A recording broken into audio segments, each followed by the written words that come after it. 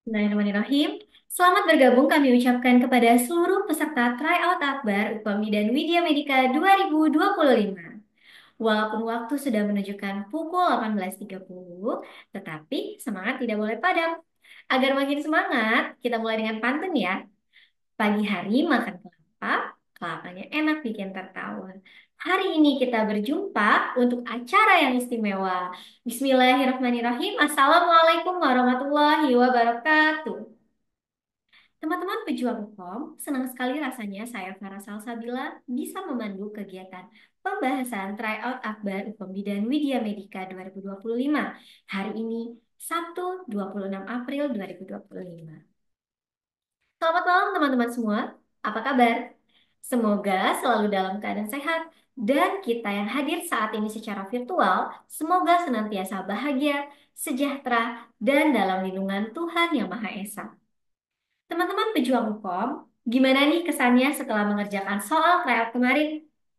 Boleh dong dikasih testimoninya dengan menulis di kolom komentar agar bisa kami bacakan. Gimana? Susah? Oh, susah. Oh, ada yang jawab mudah, tapi soalnya aja jawabnya yang susah. Betul, setuju sekali dengan teman-teman. Kami memang menyusun soal tryout sesuai dengan kisi-kisi UKOM dan untuk waktunya serta sistem pelaksanaannya sudah kami sesuaikan seperti simulasi UKOM. Jadi, tryout yang kemarin teman-teman telah kerjakan, seperti itulah gambaran UKOM yang sesungguhnya. Sebelum masuk ke acara inti, saya akan membacakan susunan acara pada malam hari ini. Acara dimulai dari perkenalan, dilanjutkan dengan pembahasan, dan akan diakhiri dengan kuis. Dalam kesempatan ini, kami telah menyiapkan beberapa soal pilihan yang akan dibahas oleh tutor Bimbel Ukom Widya Medika, yaitu Kak Ana Permana, yang akan ditemani oleh Kak Ketut. Teman-teman pejuang hukum, seperti kata pepatah lama, tak kenal maka tak sayang. Oleh karena itu, kita kenalan dulu yuk. Mari kita simak sekilas tentang Widya Medika.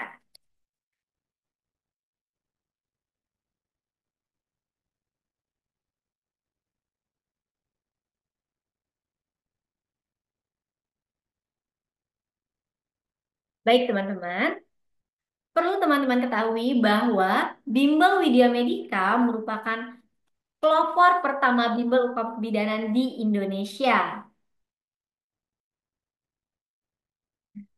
Bimbel Widya Medika telah berdiri sejak tahun 2017 yang beralamat di Bandar Lampung. Bimbel Widya Medika telah memiliki 25.000 lebih alumni Bimbel CPNS dan P3K sejak tahun 2018 hingga tahun 2024. Selain itu, Bimbel Widya Medika juga telah memiliki 3.000 lebih alumni Bimbel Ukom Bidan sejak tahun 2018 hingga tahun 2024, serta telah menjual lebih dari 40.000 buku CPNS P3K dan UKOM dalam rentang waktu 2019 hingga tahun 2024.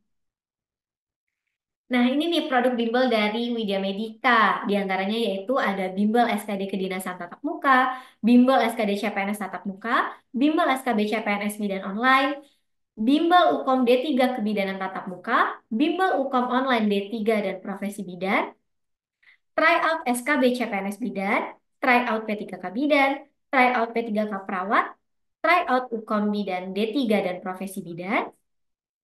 Dan untuk produk buku dari Bimbel Widya Medika, diantaranya yaitu ada buku kupas tuntas kisi-kisi soal P3K Perawat, buku kupas tuntas kisi-kisi soal P3K D3 dan Profesi Bidan, buku kupas tuntas kisi-kisi soal P3K Umum, serta buku kupas tuntas kisi-kisi soal UKOM D3 dan Profesi Bidan. Nah, ini nih yang biasanya paling ditunggu-tunggu oleh teman-teman calon peserta Bimbel Widya Medika, yaitu buku kupas tuntas kisi-kisi SKD CPNS dan Kedinasan tahun 2025. Kami juga telah membuka Bimbel online SKD CPNS dan Kedinasan tahun 2025 nih teman-teman. Bagi teman-teman yang berminat, silakan hubungi admin ya. Teman-teman, Bimbel Widya Medika beralamat di Jalan Untung Surapati nomor 2 Gedung Peneng Baru, Raja Basa, Bandar Lampung. Nah, siapa nih di sini yang domisilinya di Bandar Lampung? Pasti tahu dong di mana alamat Bimbel Widya Medika. Ayo boleh kalau mau mampir-mampir ke Bimbel kami ya. Kalau ada yang mau tanya-tanya tentang Bimbel, mau tanya-tanya tentang buku atau mau lihat produk bukunya, boleh sekali. Kami tunggu ya di Bimbel kami. Teman-teman, ini ada dua foto dari teman-teman kami alumni Bimbel Widya Medika tahun 2024, yaitu dari Bimbel SKD CPNS Tatap Muka dan Bimbel UKOM Tatap Muka.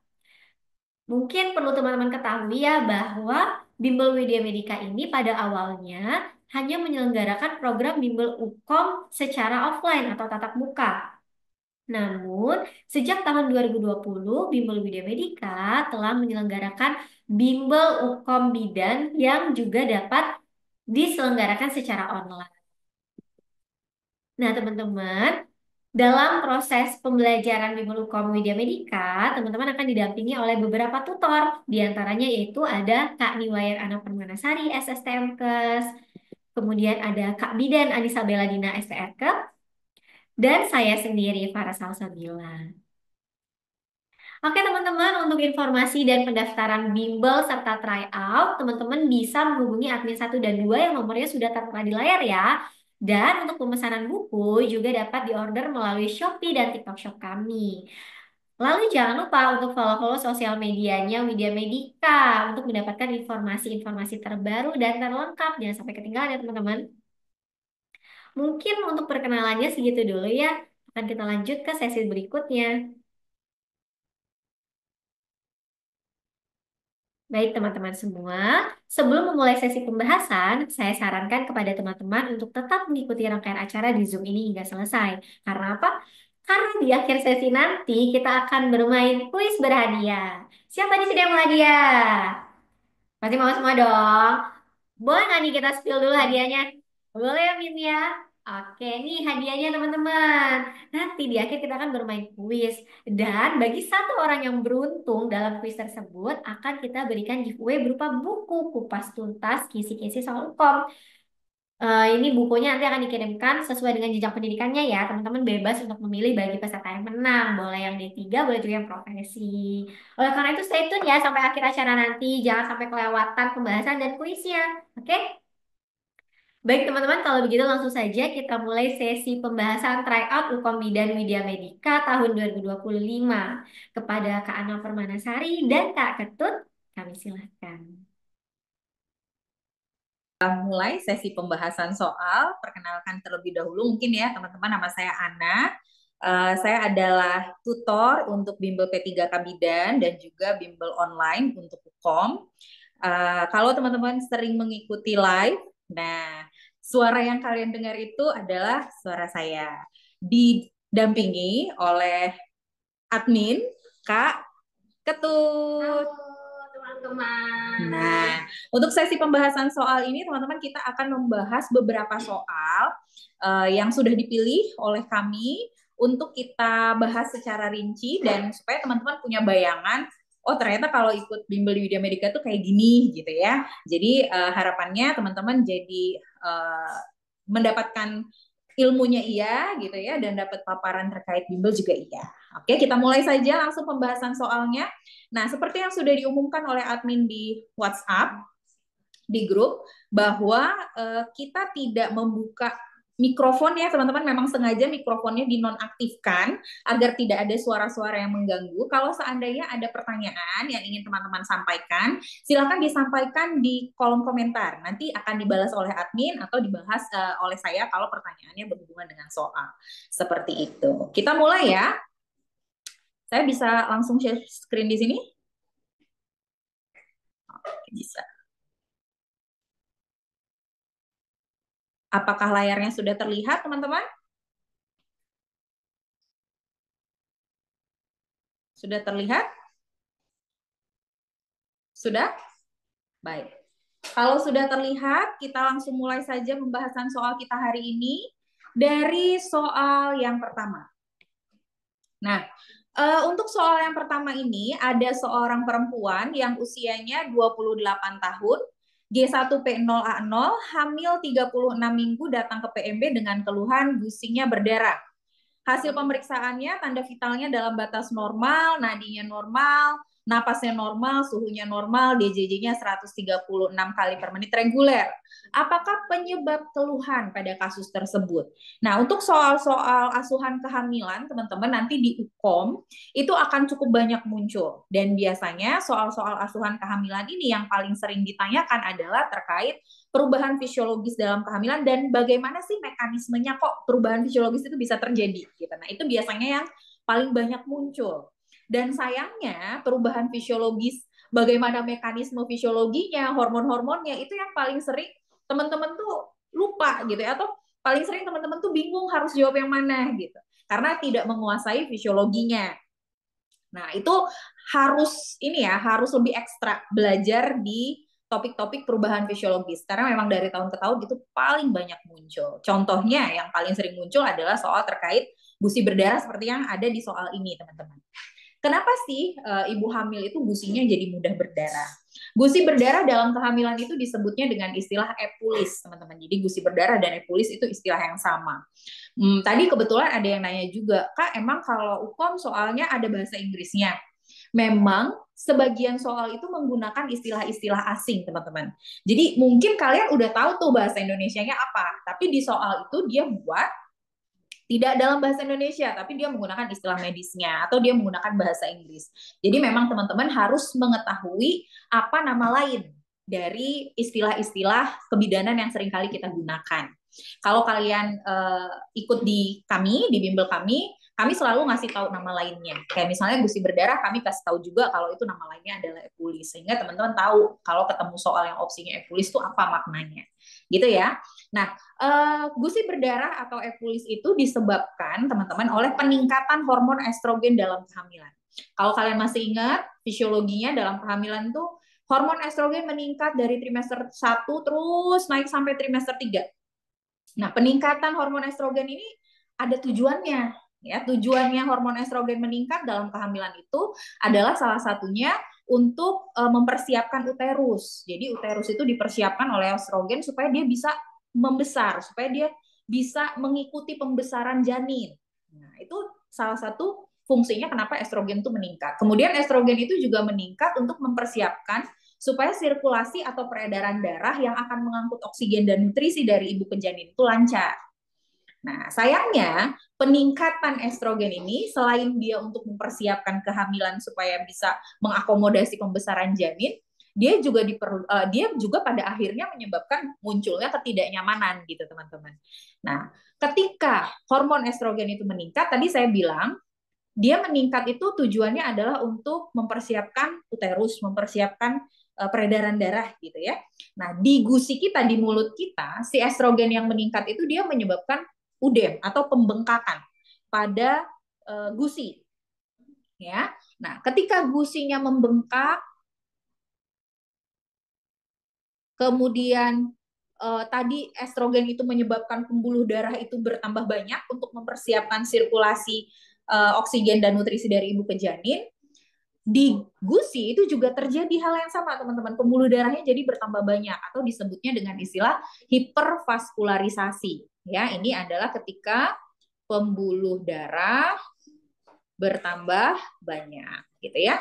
Ditambah misalnya ibunya hygiene mulutnya jelek, nggak jarang gosok gigi, kemudian dia nggak suka berkumur, gitu. Nah, ini akan memperburuk risiko munculnya gusi berdarah atau epulis. Nah, tampilannya seperti ini. Ini pembengkakan ini yang disebut dengan epulis. Gusi berdarahnya jadi seperti ini, gitu ya. Jadi kalau ditanya, kenapa sih kok gusinya mudah berdarah? Itu karena peningkatan hormon estrogen.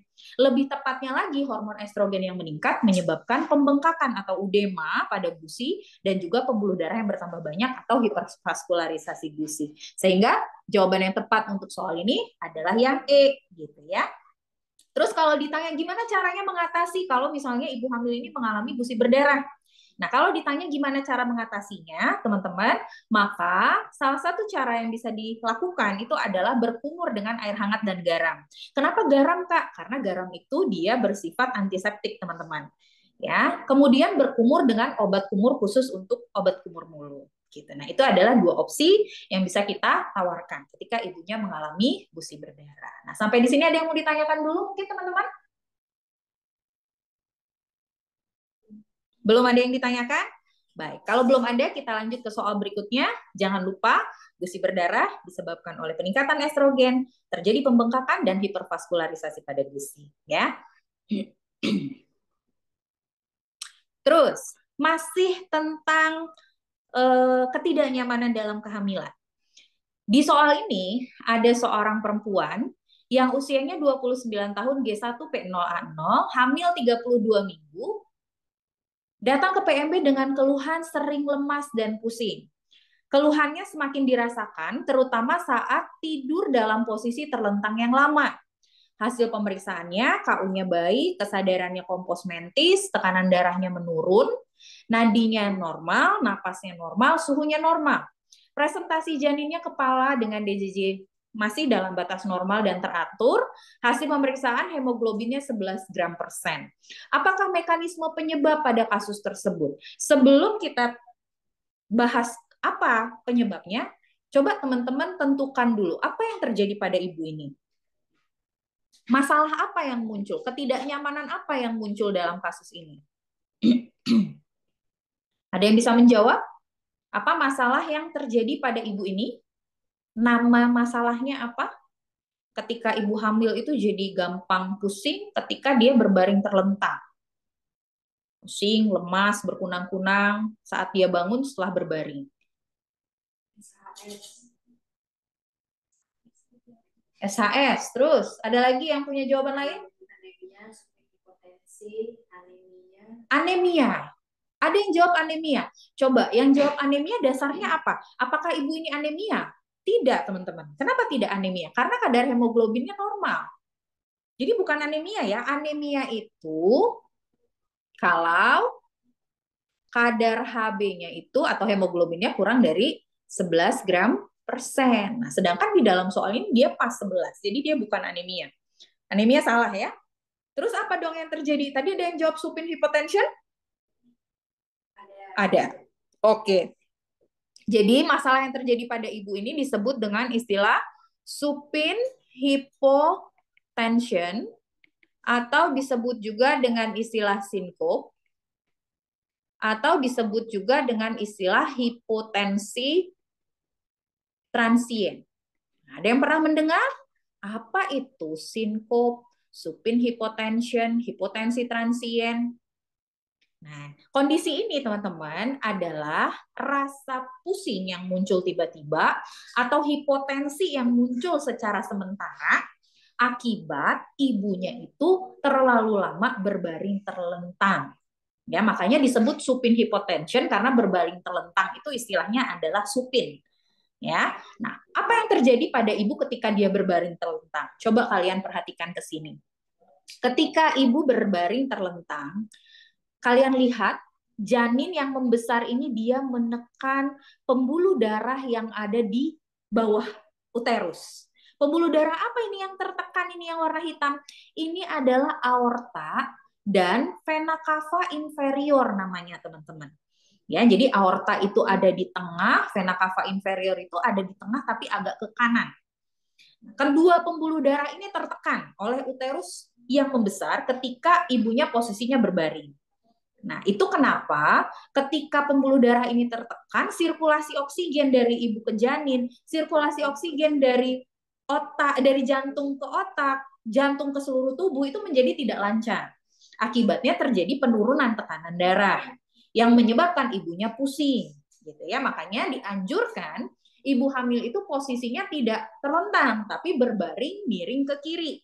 Kenapa harus miring ke kiri? Karena ketika dia berbaring miring ke kiri, kalian lihat di sini meskipun uterus itu membesar, ketika dia berbaring miring ke kiri, dia tidak menekan vena cava inferior dan juga tidak menekan aorta, sehingga sirkulasi darahnya lancar. Itu alasannya teman-teman kenapa dianjurkan ibu hamil itu berbaringnya miring ke kiri. Kak, kenapa nggak miring ke kanan? Karena kalau miring ke kanan, vena cava inferiornya tetap tertekan. Dan juga di sebelah kanan itu ada hati, sehingga ruangnya itu lebih sempit kalau dia berbaringnya itu miring ke kanan. Lebih luas kalau dia berbaringnya miring ke kiri. Seperti itu teman-teman. Nah, karena itu berdasarkan penjelasan yang panjang tadi gitu ya, jawaban yang paling tepat untuk soal ini adalah opsi yang D ya. Penekanan uterus pada vena cava inferior yang ada pada bagian bawah dari uterus. Sampai di sini ada pertanyaan? Belum? Kita lanjut ya ke soal berikutnya. Oke, udah pusing belum teman-teman? Baru 2 soal nih. Belum ya? Belum pusing ya? Belum lah. Kita lanjut ke soal berikutnya nomor 3. Ada seorang perempuan usianya 23 tahun, G1P0A0, hamil 12 minggu datang ke rumah sakit dengan keluhan, sering lemas, dan pusing sejak 1 minggu yang lalu. Keluhan dirasakan terutama setelah banyak melakukan kegiatan rumah tangga. Kemudian hasil pemeriksaan semuanya masih dalam batas normal ya teman-teman ya. Hanya saja di sini kita menemukan hasil pemeriksaan laboratoriumnya 10,5 gram per sen. Coba, kalau hasil pemeriksaan laboratorium hemoglobinnya 10,5%, maka apa masalah yang kita tegakkan dalam kasus ini? Dan tolong masalahnya itu dirinci ya. Kalau dia ada klasifikasinya ringan, sedang, berat, itu masuknya kemana? Beda-beda nih, anemia ringan, anemia sedang, yang mana? Yang lebih tepat ini adalah anemia ringan ya teman-teman ya. Nah, kalau dia HB-nya antara 10 sampai dengan 10,9 gram per sen, itu masuknya masih anemia ringan. Oke.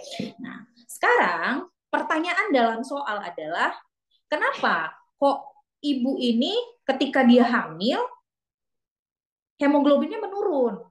Apa yang menyebabkan penurunan kadar hemoglobin pada ibu hamil? Nah, untuk memahami ini kita harus mengingat dulu mekanisme fisiologi dan perubahan yang terjadi pada sistem peredaran darah ibu hamil, teman-teman. Nah, kita bahas sekarang ya, bagaimana sih perubahan sistem peredaran darah pada ibu hamil sehingga kita bisa menjawab nih soal ini nantinya. Kalau saya kecepatan bilang ya, jadi pada saat kita hamil, jantung kita itu bekerjanya lebih cepat. Kenapa jantung kita bekerja lebih cepat? Karena tubuh kita butuh darah yang lebih banyak. Tadinya kita misalnya butuh darah tuh 5 liter untuk diri kita sendiri. Ini misal ya. Misal kita butuh darah 5 liter untuk diri kita sendiri. Setelah kita hamil, kita nggak cukup kalau cuma 5 karena kita punya bayi. Ada 2 nih, saat di dalam satu tubuh ada 2 manusia, ada ibu, ada janin. Nggak cukup kalau cuma 5. Janinnya juga butuh darah yang lebih banyak. Nah, supaya kita bisa memenuhi kebutuhan janin, dari mana kita harus ngambil darah? Gitu. Saya sering bilang kita bukan Dracula yang bisa nyedot darah dari luar kan gitu. Nah, karena itu untuk memenuhi kebutuhan darah ibu dan janin yang bertambah, caranya tubuh kita mengkompensasi atau caranya tubuh kita beradaptasi itu adalah dengan mengencerkan darah yang ada di dalam. Jadi kalau sebelumnya kita punya 5 liter darah, 5 liter darah itu terdiri dari komponen yang seimbang gitu ya, antara plasma darah dan sel darah merah. Itu seimbang tadinya ketika tidak hamil. Ketika kita hamil, kebutuhan darahnya meningkat, maka supaya darahnya cukup dan bertambah banyak, maka plasma darahnya itu nambah, teman-teman. Ya, jadi plasma darahnya itu bertambah, tapi sayangnya peningkatan plasma darah itu tidak diiringi atau tidak diikuti dengan peningkatan sel darah merah yang cukup gitu. Jadi ibarat kata kayak kita misalnya punya segelas susu, sesendok susu misalnya. Ini susu 1 sendok. Nah, tadinya susu 1 sendok itu cukup untuk minum 1 gelas. Nah, sekarang kita harus 2 gelas, teman-teman. Nah, karena nggak bisa kita nambah susu lagi, susunya habis, maka otomatis susu yang cuma sesendok ini harus dicairkan dengan 2 gelas air. Akibatnya rasa susunya jadi nggak terlalu kerasa gitu kan ya, kurang manis. Nah, itu yang terjadi pada kadar hemoglobin di tubuh kita. Ya, karena sel plasmanya bertambah, sedangkan sel darah merahnya tidak bertambah, maka otomatis jumlah sel darah merah itu tidak adekuat. Nah, itulah yang disebut dengan istilah pengenceran darah atau hemodilusi.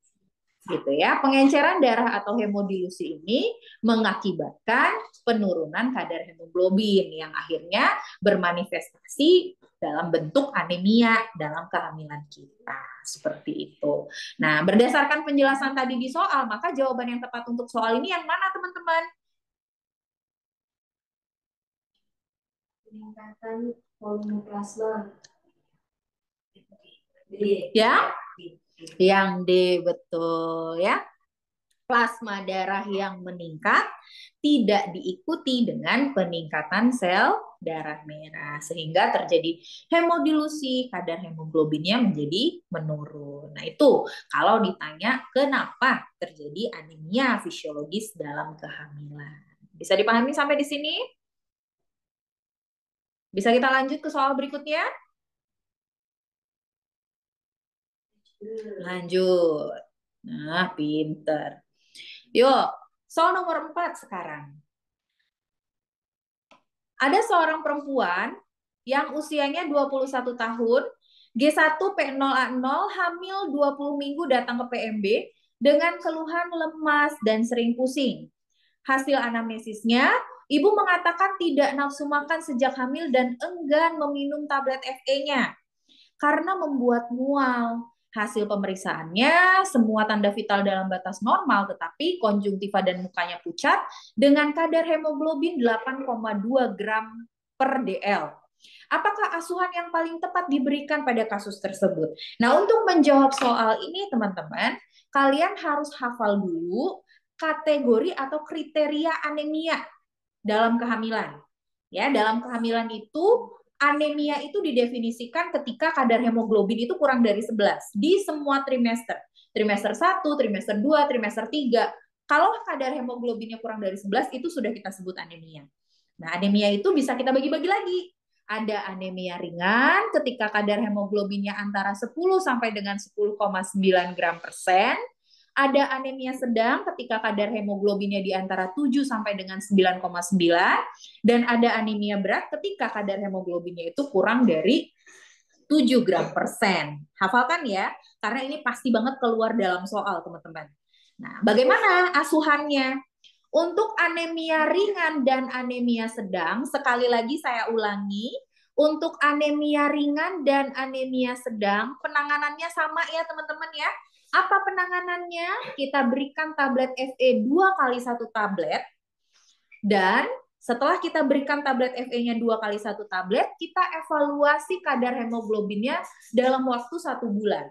Jadi misal ibu ini anemia nih sekarang, kita kasih FE 2 kali 1 sehari, terus nanti 1 bulan kemudian kita cek lagi kadar hemoglobinnya. Ada peningkatan atau tidak? Kalau seandainya kadar hemoglobinnya tidak meningkat, tetap kurang dari 10, maka ini sudah menjadi indikasi kita untuk melakukan rujukan. Karena ada berbagai kondisi yang bisa menyebabkan anemia, gitu ya. Anemia itu tidak selalu disebabkan oleh kekurangan zat besi ya, teman-teman ya. Karena anemia itu juga bisa terjadi karena misalnya dia ada gangguan darah kayak talasemia, kemudian ada anemia megaloblastik dan sebagainya gitu ya. Jadi itu perlu kita kaji lebih lanjut apa penyebabnya. Oke. Nah, jangan lupa juga berikan KIE cara mengkonsumsi tablet zat besi ya. Jelaskan kepada ibu bagaimana caranya mengkonsumsi tablet zat besi. Kalau tablet zat besi itu paling baik diminum dengan apa, teman-teman? Coba dijawab dulu. Tablet zat besi paling baik diminum dengan menggunakan cairan apa? Jeruk. Nggak selalu jeruk ya. Nggak harus jeruk. Yang penting adalah minuman yang kaya dengan vitamin C. Ya, boleh air jeruk, boleh jus jambu, boleh jus mangga, apa aja. Yang penting kaya dengan vitamin C. Terus kalau di soal ini kan katanya ibunya nggak mau minum tablet FE karena dia mual. Gimana caranya minumnya biar dia nggak mual? Minum tablet FE-nya. Coba. Untuk mengurangi rasa mualnya, gimana cara minum tablet FE-nya? Jangan sama teh kopi madu. Kok hilang? Sebentar. Ya, betul. Untuk mengurangi efek samping mual, teman-teman, minum Fit E-nya itu, Fit E, minum zat besinya sebelum tidur ya di malam hari. Jadi untuk mengurangi efek samping mual. Karena biasanya zat besi itu rasanya nggak enak nggak sih? Kayak ada rasa besinya ya. Betul. Dan anjurkan ibu untuk makan makanan yang kaya zat besi. Nah, untuk anemia berat, penanganannya beda teman-teman. Kalau dia anemia berat, kadar hemoglobinnya kurang dari 7, itu dia nggak bisa kalau cuma kita kasih obat. Atau tidak bisa hanya dengan diberikan tablet Fe. Dia membutuhkan transfusi darah untuk meningkatkan kadar hemoglobinnya. Seperti itu. Berarti jawaban untuk soal ini yang mana kalau begitu? Mana jawaban yang tepat untuk soal nomor 4? Yang B, betul sekali. Gitu ya teman-teman ya. Oke, bisa kita lanjut? Nah, tapi sebelum kita lanjut ke soal berikutnya, iklan dulu ya. Nah, iklannya sama Kak Ketut. Silakan Kak Ketut. Oke teman-teman, jadi Mimin mau iklan sebentar ya teman-teman ya. Nah kebetulan Widya Medica lagi mengadakan bimbel UKOM untuk D3 dan juga profesi bidan untuk periode Juni sampai dengan Agustus. Jadi buat kalian nih yang mau ikutan bimbel UKOM, yang mau dibahas-bahas soal seperti di Zoom tryout ini dan juga di yang mau dibahas soal seperti di Zoom ini teman-teman oleh Kakak Ana, kalian bisa ikutan tryout buat kalian yang kalian bisa ikutan bimbel buat kalian yang nantinya ujian di bulan Juni sampai dengan Agustus. Nah, untuk harganya itu murah banget teman-teman, cuma 250.000 dengan fasilitas yang kalian dapat seperti video materi, rekaman Zoom, grup diskusi, kemudian ada gratis 5 paket tryout, sistem CAT, lalu kalian nanti dapat latihan soal, dapat Zoom class 13 kali pertemuan bisa lebih juga, kemudian nanti kalian bakal dapat PDF materinya. Nah, jadi buat kalian yang mau ikutan bimbelnya, kalian bisa langsung hubungi via WA di admin 1 dan juga di admin 2 ya teman-teman ya. Nah, kita juga ada penawaran spesial buat kalian. Kalau kalian bisa mengajak teman-teman kalian lebih dari 10 atau bisa mengajak satu angkatan, nanti Mimin kasih harga spesial. Bukan 250.000 harganya, tapi nanti Mimin kasih harga spesial buat kalian. Buruan buat kalian yang mau ikutan bimbelnya, langsung aja kalian bisa hubungi Mimin via WA, baik itu di admin 1 maupun di admin 2. Mimin tunggu ya teman-teman ya. Oke, kita lanjut ke soal berikutnya bersama Kakak Ana. Apa tuh? Yang soal yang tadi.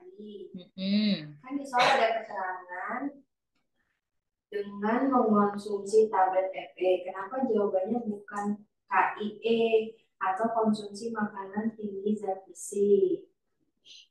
Oh, kan di soal ini ada keterangan ibunya enggan minum tablet zat besi karena dia mual gitu ya.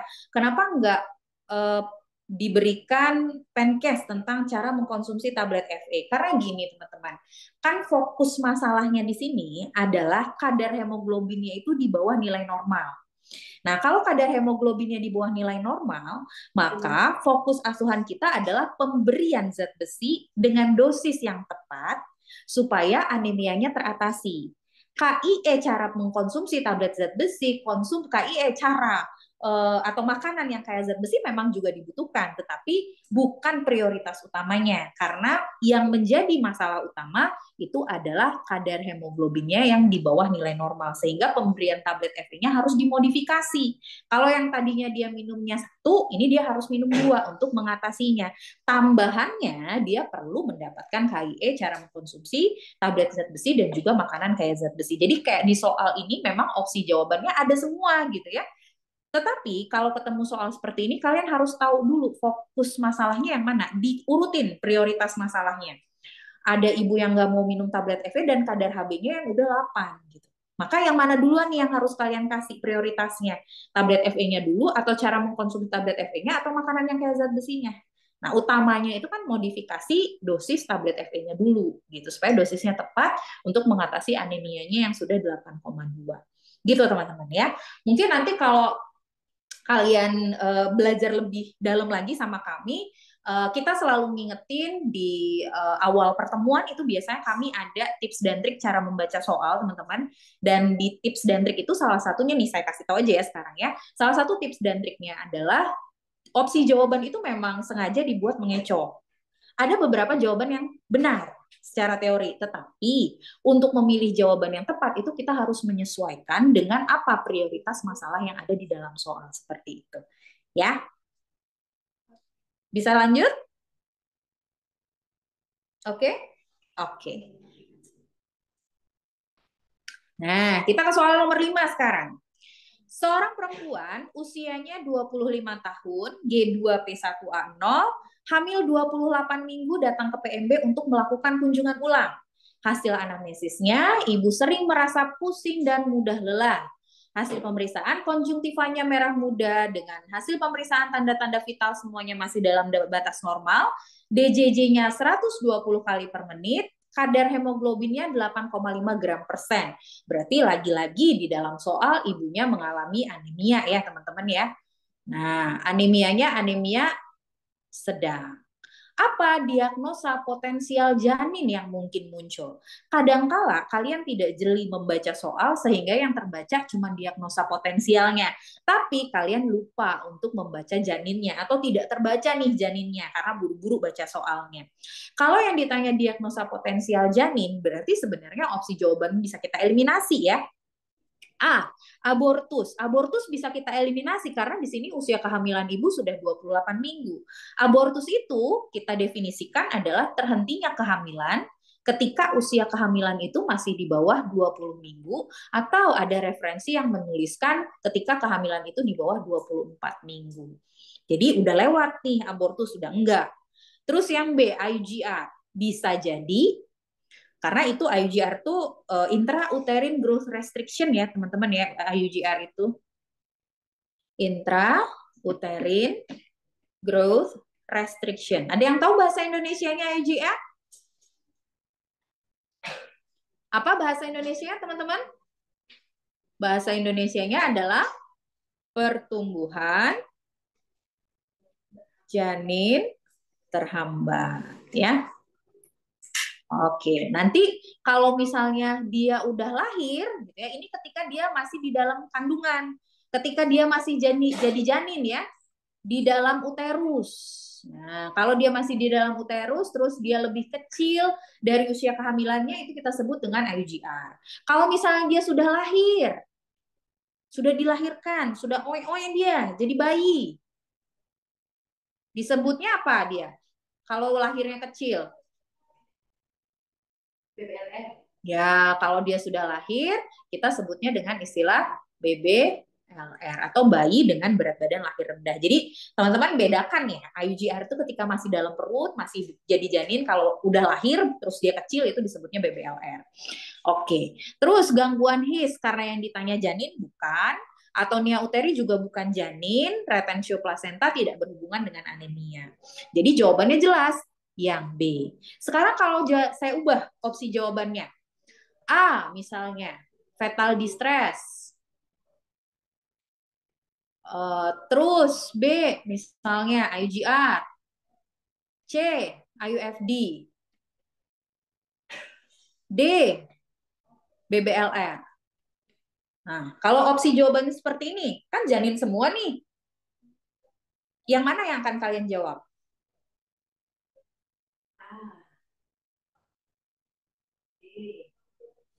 Ada yang A, ada yang D, B, ada yang C juga nggak? Biar semuanya lengkap kita pilih nih. Ya, kalau opsi jawabannya seperti ini teman-teman, yang benar tetap IGR. Kenapa?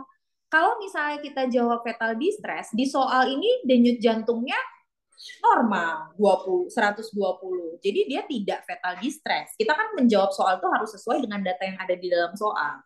Jadi nggak bisa kalau kalian jawab fetal distress karena DJJ-nya normal, gitu ya.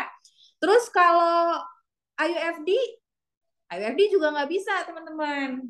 Ya, karena di sini ada DJJ dan DJJ-nya normal. IUFD itu kalau DJJ-nya tidak terdengar atau DJJ-nya tidak ada, gerakan janinnya tidak dirasakan.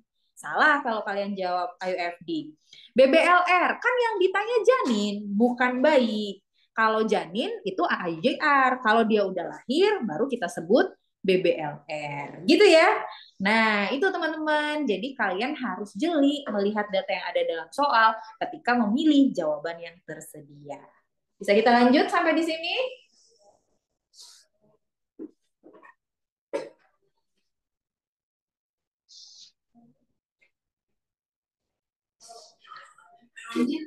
Lanjut ya.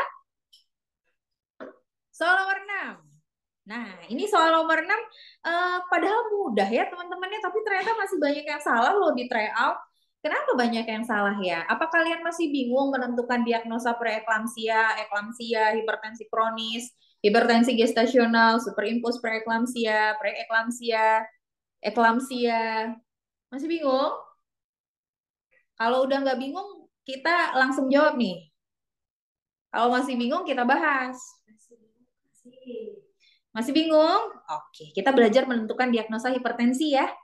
Oke, gimana caranya kita menentukan diagnosa hipertensi? Buat kalian yang udah meluangkan waktu ikutan kita tryout hari ini dan sudah meluangkan waktu untuk ikutan Zoom kita hari ini, saya kasih cara gampangnya. Nih, spesial dah buat kalian ya. Jadi, teman-teman, kita kalau mau belajar menentukan diagnosa hipertensi dalam kehamilan, itu belajarnya satu-satu. Kita belajar dulu untuk membedakan hipertensi kronis dengan hipertensi gestasional. Itu dulu ya, dua itu dulu ya. Nah, apa yang membedakan hipertensi kronis dan hipertensi gestasional? Yang membedakan hipertensi kronis dan gestasional adalah dari munculnya, waktu munculnya hipertensi.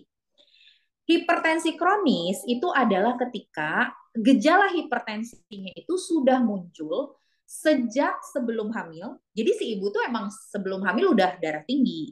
Atau hipertensinya itu sudah muncul sebelum usia kehamilannya 20 minggu. Misal, ada ibu hamil, usia kehamilannya 16 minggu, tekanan darahnya tinggi. Ya, itu hipertensi kronis karena dia munculnya di bawah 20 minggu. Kalau hipertensi gestasional, dia munculnya di atas 20 minggu. Jadi ketika usia kehamilannya kurang dari 20 minggu, dia nggak hipertensi. Setelah 20 minggu, kok tekanan darahnya naik. Gitu. Nah, itu kita sebut dengan hipertensi gestasional. Itu tadi perbedaannya ya teman-teman ya, dari usia kehamilan saat munculnya hipertensi itu beda antara kronis dengan gestasional. Kalau kronis dari awal, kalau gestasional lebih dari 20 minggu baru muncul. Yang samanya apa? Samanya hipertensi kronis dan gestasional itu apa? Samanya adalah mereka sama-sama protein urinnya negatif. Tuh.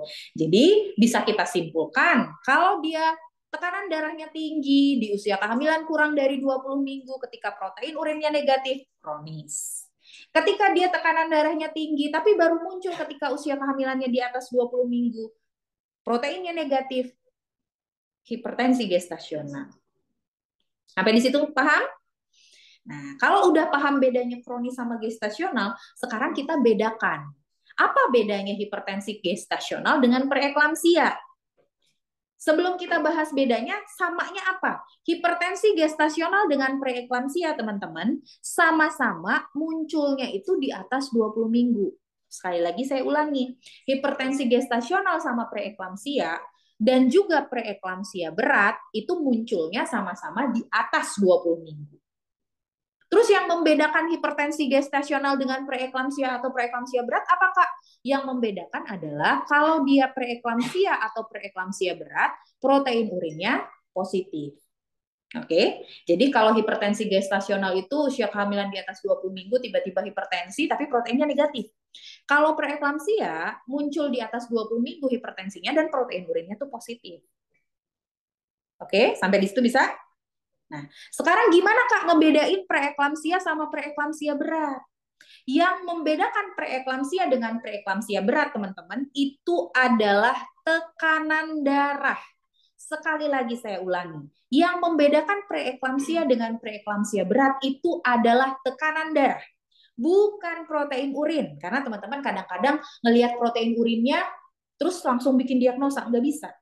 Bukan protein urin patokannya. Yang menentukan diagnosa preeklamsia atau preeklamsia berat itu adalah tekanan darah, sekali lagi bukan protein urin ya. Nah, kita sebut dia preeklamsia kalau dulu teman-teman sebutnya dengan istilah preeklamsia ringan. Tapi sekarang istilah ringan ini sudah ditinggalkan ya, kita sebutnya preeklamsia saja. Kalau untuk preeklamsia berat tetap kita sebut preeklamsia berat. Yang membedakan kalau dia preeklamsia ringan, tekanan darahnya itu masih kurang dari 160 per 110, teman-teman. Jadi masih kurang dari 160 per 110 ya. Sedangkan preeklamsia berat itu adalah ketika tekanan darahnya sudah di atas 160 per 110. Dengan protein urin dua-duanya sama-sama positif, tanpa memandang positifnya positif berapa. Positif 1, 2, 3, yang penting positif. Yang menentukan diagnosa adalah tekanan darah. Gitu. Ya. Jadi kalau misalnya ada soal tekanan darahnya, usia kehamilannya misalnya 28 minggu dengan tekanan darah 160 per 110 dengan protein urin positif 1. Apa diagnosanya? PB. PB apa PE? Preeklamsia atau preeklamsia berat? Saya ulangi ya. Patokan kita menentukan diagnosa preeklamsia adalah tekanan darah. Berarti kalau 160 per 110 dengan protein positif 1, maka diagnosanya? Iya, betul, PEB, bukan preeklamsia ringan. Karena patokannya apa tadi? Tekanan darah. Gitu ya? Nah, oke. Sekarang, kalau udah tahu bedanya preeklamsia dengan preeklamsia berat, sekarang ada lagi nih kondisi lain yang namanya adalah superimpos preeklamsia. Apa itu superimpos preeklamsia? Superimpos itu kalau kita bahasa Indonesia kan tuh kayak perburukan gitu ya teman-teman, perburukan. Jadi superimpos preeklamsia itu adalah kondisi di mana awalnya nih si ibu itu dia hipertensi kronis atau dia awalnya hipertensi gestasional. Tapi seiring dengan bertambahnya usia kehamilan, ternyata hipertensinya itu memburuk dan bahkan berkembang menjadi gejala preeklamsia. Misal, ada seorang ibu nih teman-teman, ANC pertama di usia kehamilannya 24 minggu, tekanan darahnya 150 per 90 dengan protein urin negatif. Coba, di sini diagnosanya apa teman-teman? ANC pertama, usia kehamilannya 24 minggu dengan tekanan darah 150 per 90 dan protein urin negatif. Di ANC pertama diagnosanya apa? Ayo.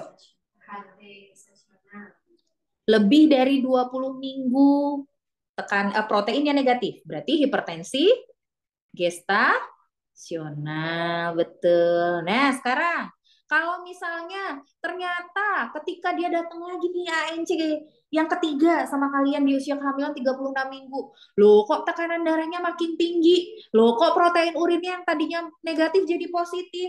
Di sini diagnosanya apa? Di sini diagnosanya jadi preeklamsia berat ya teman-teman ya, karena tekanan darahnya udah di atas 160 per 110. Nah, ketika dia awalnya hipertensi gestasional, kemudian dia berkembang menjadi PEB, kondisi inilah yang kita sebut dengan superimpos preeklamsia. Seperti itu, gampang kan? Gampang kalau udah paham konsepnya. Terus, eklamsia. Eklamsia itu apa? Eklamsia itu adalah ketika ada gejala preeklamsia disertai dengan kejang. Tidak semua kejang dalam kehamilan disebabkan oleh eklamsia. Bisa tetanus, bisa epilepsi, bisa meningitis, infeksi pada otak. Kalau kita sebut eklamsia itu seandainya dia kejangnya disertai dengan adanya gejala preeklamsia. Gitu ya? Oke, sekarang kita coba. Di sini, usia kehamilannya 32 minggu, 150 per 110, protein urin positif 1. Diagnosa.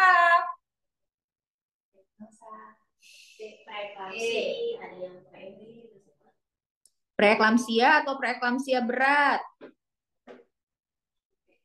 Kebanyakan preeklamsia. Nih, coba kalian lihat. Tekanan darah kan yang menjadi patokan ya tadi ya. Tekanan darahnya 150 per 110. Bingung, Kak. Ini kan masuknya preeklamsia. Ini masuknya preeklamsia berat. Jadi gimana diagnosanya yang mana? Kita ambil tekanan darah yang tertinggi, teman-teman. Jadi nggak harus sistol dan diastolnya yang 160 per 110. Nggak harus dua-duanya, nggak harus atas bawah. Kalau salah satu aja, misalnya 160 per 100 atau 150 per 110. Ini kan sistolnya udah PEB. Ini diastolnya udah PEB. Maka kita diagnosanya PEB, tidak PER lagi. Oke? Nah, karena di soal ini diastolnya sudah ke PEB, maka kita diagnosanya di sini bukan preeklamsia, tapi preeklamsia berat. Ini yang kalian sering salah. Dan banyak soal UKOM yang seperti ini.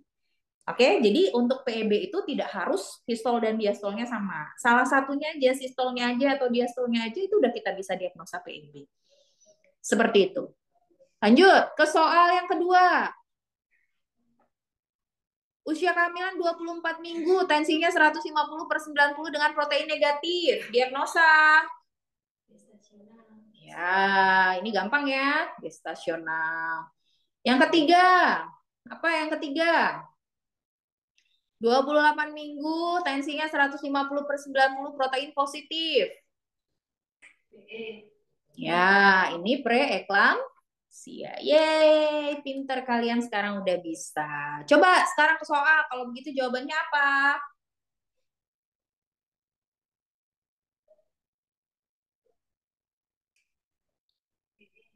Hmm. Hmm. Ini usia kehamilannya 16 minggu. Kalau 16 minggu berarti kan masih kurang dari 20 minggu. Kalau kurang dari 20 minggu hipertensinya udah muncul, berarti hipertensi kronis. Jawabannya adalah yang B. Itu ya. Bisa kan? Bisa lah, gampang kok kalau udah paham ya. Next, kita ke soal nomor. Ya, ada pertanyaan dulu ternyata. Kalau tensinya 130/80, protein urin positif 3, termasuk P atau bukan?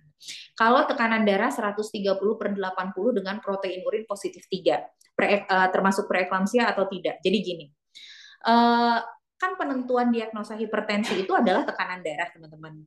Kita sebut dia hipertensi kalau tekanan darahnya itu udah di atas atau sama dengan 140/90.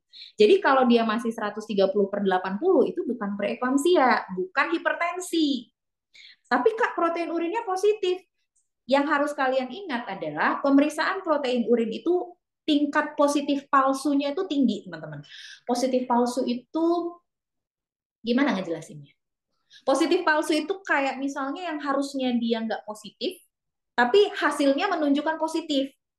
Apa yang bisa menyebabkan protein urin jadi positif padahal dia aslinya nggak positif? Satu, karena sampelnya nggak bersih. Jadi kayak misalnya harusnya pemeriksaan urin itu kan urin tengah ya, keluarin dikit, habis itu baru dimasukin ke wadah. Nah kalau dia nggak pakai urin tengah, itu hasil protein urinnya bisa bias. Terus misalnya kotor, tercampur air, atau sampelnya itu ada bakterinya, itu juga bisa menyebabkan hasil proteinnya positif gitu. Jadi kalau ada tekanan darahnya yang tidak hipertensi tapi proteinnya positif, coba ulang pemeriksaan tekanan darahnya dan ulang pemeriksaan proteinnya. Bisa jadi hasilnya positif palsu. Atau kita salah mengukur tekanan darah. Tapi itu belum bisa kita diagnosa sebagai hipertensi atau preeklamsia ya teman-teman ya.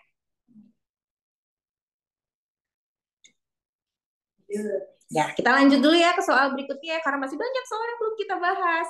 Waktunya terbatas, guys. Boleh dijawab sama admin, mungkin dibantu ya. Oke, nanti dibantu dibalas sama admin ya. Bukan admin, tutor. Karena tutor cadangan saya ada 2 nih. Oke, lanjut. Seorang wanita usia 25 tahun, G2P0A1, hamil 37 minggu, datang ke PMB dengan keluhan mulas yang semakin sering. Hasil anamnesis mengeluarkan cairan berupa lendir bercampur darah dari jalan lahir. Hasil pemeriksaan semuanya dalam batas normal. Kemudian presentasinya katanya kepala, punggung kanan, lalu pemeriksaan dalamnya pembukaannya 3 cm. Ubun-ubun kecil tepat berada di arah jam 12 dengan kepala berada sejajar dengan spina ischiadica dan ketuban yang utuh. Apakah mekanisme persalinan yang telah dilalui oleh janin pada kasus tersebut? Mekanisme persalinan. Kalian pasti paling sebel sama materi ini. Ya apa iya? Ya pastikan ya. Nah, kalau kalian ikut bimbel nanti teman-teman, kita punya video materi mekanisme persalinan yang dijelaskan dengan menggunakan Fantom. Jadi saya sudah buatkan video materi mekanisme persalinannya teman-teman pakai Fantom. Kalau ikut bimbel di kami nanti dapat video materinya. Jelas dan lengkap di situ. Oke, nah sekarang kita ke soal aja ya. Nanti kalau pengen lebih jelas tentang mekanisme persalinan itu bisa dibahas 4 jam sendiri gitu ya. Tapi kalian harus tahu intinya deh. Ya, intinya dalam proses persalinan itu kan ada gerakan-gerakan kardinal atau cardinal movement di mana si bayi itu dia akan bergerak melalui jalan lahir yang sempit. Nah, kalau dia mau lewat jalan lahir yang sempit kan nggak mungkin dia jalannya lurus-lurus aja ya teman-teman, yang nggak bisa lewat dia. Dia harus menyesuaikan tubuh bayi ini dengan ukuran panggul. Nah, proses menyesuaikan dengan ukuran panggul itu yang disebut dengan istilah cardinal movement atau gerakan kardinal ya, atau kalian sebutnya dengan istilah mekanisme persalinan. Ada beberapa tahapan ya teman-teman ya dari cardinal movement. Ada penurunan kepala, engagement, fleksi, putaran paksi dalam, putaran paksi luar, dan ekspulsi. Nah, apa yang terjadi pada kepala itu yang ditanyakan dalam soal. Saat kepala turun masuk ke panggul, teman-teman, itu dia posisi kepala tuh miring. Miring seperti ini saat dia masuk ke dalam panggul. Ya, masih miring dia. Nah, seterus dia makin turun, makin ke bawah, berhasil nih ukuran kepala ini melewati bagian tersempit dari panggul, yaitu di antara kedua spina ischiadica. Nah, itu kita sebut dengan engagement. Setelah dia berhasil melewati bagian tersempit, kemudian dia menunduk, fleksi, dia menunduk. Kenapa dia harus menunduk? Supaya yang masuk ke dalam panggul itu adalah diameter kepala yang terkecil. Nah, saat dia fleksi masih miring juga nih kepala. Ya kan? Lalu setelah itu dia akan melalui yang namanya putaran paksi dalam. Nah, kalian perhatikan, ketika dia turun, ketika dia engage, ketika dia fleksi, ini ubun-ubun kecil masih miring. Kalau ibarat jam, teman-teman ya, kalau ini adalah sebuah jam dan pintu panggul itu kita ibaratkan sebagai sebuah jam. Ini kan jam 12, 1, 2, 3, 11, 10, 9, kan gitu ya. Nah, ketika dia ketika dia turun, dia engage dan dia fleksi, itu kepala tuh masih di arah jam 1 atau arah jam 2 gitu, masih miring begini dia. Lalu setelah dia melakukan putaran paksi dalam, si kepala akan berputar ubun-ubunnya ke depan ke arah jam 12. Jadi kalau di soal dikatakan ubun-ubun kecil tepat berada di arah jam 12, maka ini di sini dia sudah melakukan yang namanya putaran paksi dalam. Gitu ya, si kepalanya ubun-ubunnya berputar ke depan. Udah nih, dia berputar ke depan, terus apa yang terjadi? Dia ekstensi, mendongak dia ke atas, karena jalan lahir itu adanya di atas, bukan di bawah. Kalau di bawah itu rektum, sehingga kalau dia mau lahir, dia harus mendongak, melihat ke atas. Wah, ada cahaya di atas, gitu kan ya. Terus dia crowning, maju mundur, maju mundur, maju mundur, gitu kan ya. Ngeden ibunya, dia kuat ngedennya, lahirlah si kepala, kan gitu. Nah, setelah kepala lahir, apa yang kita lakukan? Cek lilitan tali pusat, tunggu kepala melakukan putaran paksi luar. Nah, yang tadinya di putaran paksi dalam dia seperti ini, lahir dia masih seperti ini, dia akan kembali lagi ke posisinya yang semula. Inilah yang disebut dengan putaran paksi luar atau putaran restitusi. Ya, setelah itu kita sanggah susur. Lahirkan bahu depan, lahirkan bahu belakang, sanggah susur. Nah, itu teman-teman. Nah, berdasarkan cerita saya tadi, maka kalau di soal dikatakan bahwa UUK tepat berada di arah jam 12, berada sejajar dengan spina ischiadica, maka apa yang sudah terjadi mekanisme persalinannya? Yang mana jawabannya?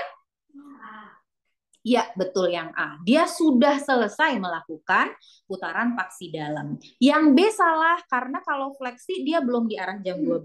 Dia masih di arah jam 1 dan jam 2. Yang C salah karena dia belum ekstensi. Kenapa Kak kok belum ekstensi? Karena di dalam soal kepalanya masih di Hodge 3. Kalau ekstensi kepalanya udah di luar panggul, udah di depan vulva, ya kan? Nah, kepalanya udah di dasar panggul, udah di Hodge 4. Kalau dia udah putaran paksi luar, baru kepalanya udah di luar, udah di vulva, udah di luar panggul gitu ya.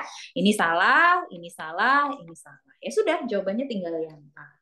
Seperti itu. Jadi kalian kalau belajar mekanisme persalinan nggak bisa serius-serius ya teman-temannya. Kalau serius pusing. Kita harus mengibaratkan, kita harus bercerita gitu ya. Nah, kalau pengen dapetin video materi yang lengkapnya dari gerakan-gerakan semuanya awal secara rinci, ada di video materi bimbel kita ya. Next, soal nomor 8. Seorang perempuan usianya 28 tahun, G2P1A0, hamil 39 minggu, bersalin kala 2 di PMB. Hasil anamnesisnya ingin meneran, hasil pemeriksaan semuanya dalam batas normal, kontraksinya 5 kali 10 menit 45 detik, penurunan kepala 3/5, pembukaan 10 cm, ketubannya positif, kepala di Hodge 2. Ibu tidur berbaring. Apa intervensi yang paling tepat? Mungkin saya tanya dulu deh ke teman-teman. Apa sih data yang salah di sini? Ada yang nggak wajar nggak? Apa yang nggak wajar di dalam soal? Apakah semuanya baik-baik saja, Kak? Atau ada yang tidak wajar? Ibunya berbaring, Kak. Penurunan kepalanya masih di Hodge 2, Kak. Betul. Pembukaannya sudah lengkap, tapi kepalanya masih tinggi, ya. Nah, kalau pembukaannya sudah lengkap tapi kepalanya masih tinggi, berarti kita harus mengintervensi dong, harus melakukan sesuatu gitu ya, untuk membantu supaya si kepala itu turun gitu, teman-teman. Nah, kalau begitu apa jawaban yang tepat? B atau C?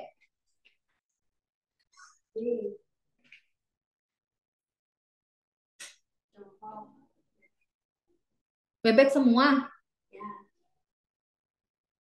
Bebek semua? B apa C? Pecahkan ketuban dulu apa ubah posisi dulu? Nah, jadi gini teman-teman. Soal UKOM itu banyak nanti yang akan menanyakan bagaimana sih caranya kita memilih posisi bersalin gitu ya. Karena kan posisi bersalin itu banyak. Nah, gimana cara kita milihnya? Kapan kita milih duduk, kapan kita milih jongkok, nungging, miring gitu ya. Itu ada aturannya. Nggak sembarang-sembarang kita milihin posisi gitu ya. Ini saya udah rangkumin buat kalian kapan kita memilih posisi duduk, jongkok, menungging, atau miring kiri. Nah, kita pilih posisi duduk teman-teman ketika ibunya misalnya merasa lebih nyaman untuk duduk atau misalnya ibunya merasa dengan dia posisi duduk atau setengah duduk tuh dia lebih mudah untuk beristirahat di sela-sela his gitu ya. Nah, itu kita tawarkan posisi duduk atau setengah duduk. Nah, posisi jongkok kita tawarkan ketika kepalanya masih tinggi, teman-teman. Jadi untuk mempercepat penurunan kepala atau mempercepat kemajuan kala 2 itu kita bisa tawarkan posisi jongkok atau posisi berdiri. Karena dengan jongkok atau berdiri itu ada gravitasi yang akan membantu mendorong janin gitu ya. Kemudian kalau misalnya posisi ubun-ubun kecilnya melintang, kan ubun-ubun itu normalnya seperti ini ya teman-teman ya, ketika kepala itu masuk ke pintu bawah dan pintu tengah panggul itu harusnya kepala itu ubun-ubunnya ada di atas. Tapi kadangkala putaran paksi dalam itu tidak terjadi sehingga kepala itu masih miring ketika dia masuk ke pintu tengah dan juga pintu bawah panggul. Nah, kalau kondisinya seperti itu, untuk membantu kepala supaya bisa berputar, maka kita bisa menawarkan posisi menungging atau posisi merangkak. Nah, posisi menungging atau merangkak ini juga cocok untuk ibu yang sakit punggung. Cocok juga untuk ibu yang hemoroid atau ambeien. Kenapa? Karena kalau kita menungging atau merangkak ketika mengedan, itu kita tidak memberikan tekanan terlalu besar ke anus. Gitu. Terus miring kiri. Nah, kenapa miring? Kapan kita tawarkan miring kiri? Jika ibunya kelelahan, jika terjadi gawat janin, atau ketika ibunya pengen laserasi perineumnya itu minimal. Karena posisi miring kiri dapat mengurangi risiko laserasi perineum. Gitu ya. Nah, sekarang karena di dalam soal ini keterangannya adalah kepala masih tinggi, dengan ketuban yang masih utuh gitu. Yang mana duluan Kak yang kita lakukan? Ubah posisi atau amniotomi? Sebaiknya kita ubah posisi dulu untuk membantu penurunan kepala janin. Setelah kepalanya turun, baru kita lakukan amniotomi. Seperti itu. Jadi yang lebih tepat adalah opsi yang B. Nah, sebelum kita lanjut ke soal berikutnya, iklan dulu ya. Silakan Kak Ketut. Oke, kita iklan sebentar ya teman-teman ya. Nah, sebelum iklan, Mimin mau tanya sama teman-teman di sini, kalian ada nggak sih yang di sini yang lagi gabung di Zoom kita? Ada yang domisili Bandar Lampung nggak? Coba di komen di kolom komentar. Ada yang domisili Bandar Lampung, teman-teman? Ayo, ada yang berdomisili Bandar Lampung di sini? Coba di komen di kolom komentar ya.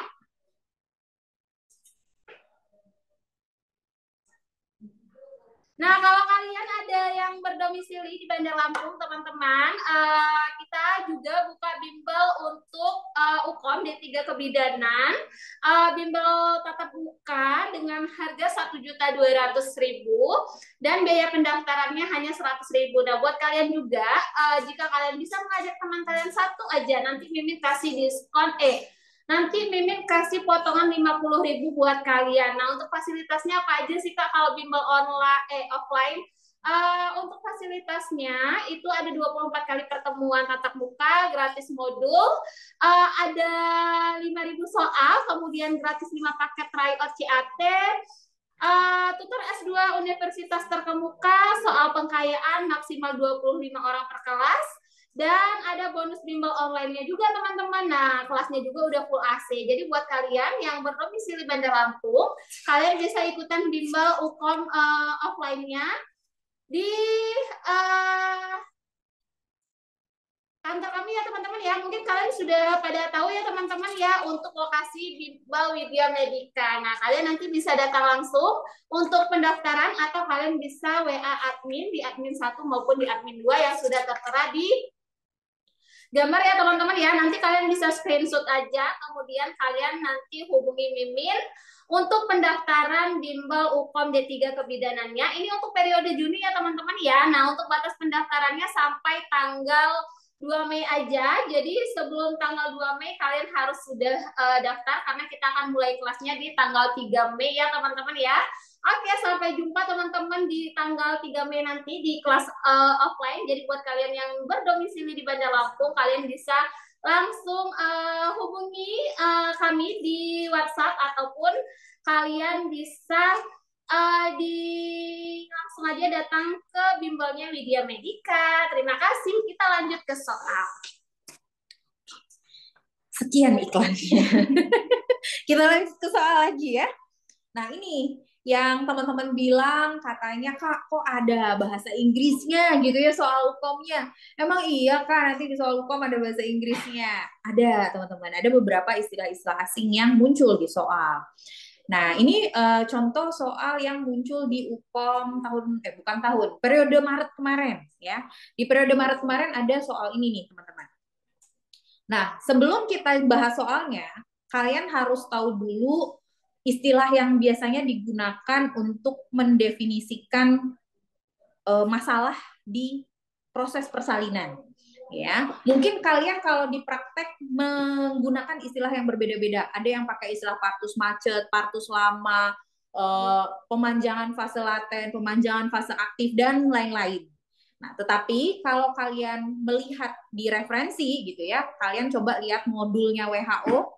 Ada modul WHO yang judulnya Obstructed and Prolonged Labor ya. Itu adalah modul terkait penanganan masalah di persalinan kala 1 dan kala 2 ya. Apa sih yang digunakan oleh WHO istilahnya untuk mendefinisikan masalah-masalah pada proses persalinan? Itu ada 2 teman-teman. Ada istilah prolonged labor. Prolong labor ini kalau kalian bahasa Indonesia kan artinya adalah partus lama. Terus ada istilah obstructed labor. Nah, obstructed labor ini yang biasanya kalian sebut dengan istilah partus macet. Nah, kalau ini pasti tahu ya istilahnya ya. Tapi bahasa Inggrisnya juga harus tahu. Prolong labor, partus lama. Obstructed labor, partus macet. Nah, prolong labor atau partus lama itu bisa disebabkan oleh prolong latent phase atau pemanjangan fase laten, bisa disebabkan oleh prolong aktif phase atau pemanjangan fase aktif, atau bisa juga disebabkan oleh prolong second stage of labor. Apa itu second stage of labor? Second itu 2, stage itu kala. Jadi prolong second stage of labor itu adalah pemanjangan kala 2. Saya tulis aja di sini ya. Kala 1 memanjang, kala 1 laten memanjang, kala 1 aktif memanjang, yang ini adalah pemanjangan kala 2. Seperti itu. Nah, sedangkan untuk obstructed labor ini bisa disebabkan oleh misalnya CPD panggul sempit, bisa disebabkan oleh makrosomia, sehingga berakhir dengan distosia bahu misalnya. Gitu ya. Nah, gimana cara membedakannya, Kak? Yang membedakan terutamanya perbedaannya, prolong labor itu adalah ketika yang bermasalah adalah hisnya jelek. Jadi kalau his tidak adekuat, hisnya jelek sehingga pembukaannya nggak maju-maju, nah itu kita sebutnya dengan prolong labor. Jadi kalau yang bermasalah his itu adalah prolong labor. Kalau yang bermasalah adalah penurunan bagian terendah janin, kepalanya nggak mau turun, bahunya kebesaran, nah itu kita sebut dengan obstructed labor. Bisa dipahami? Oke, nah sekarang kita coba terapkan ke soal.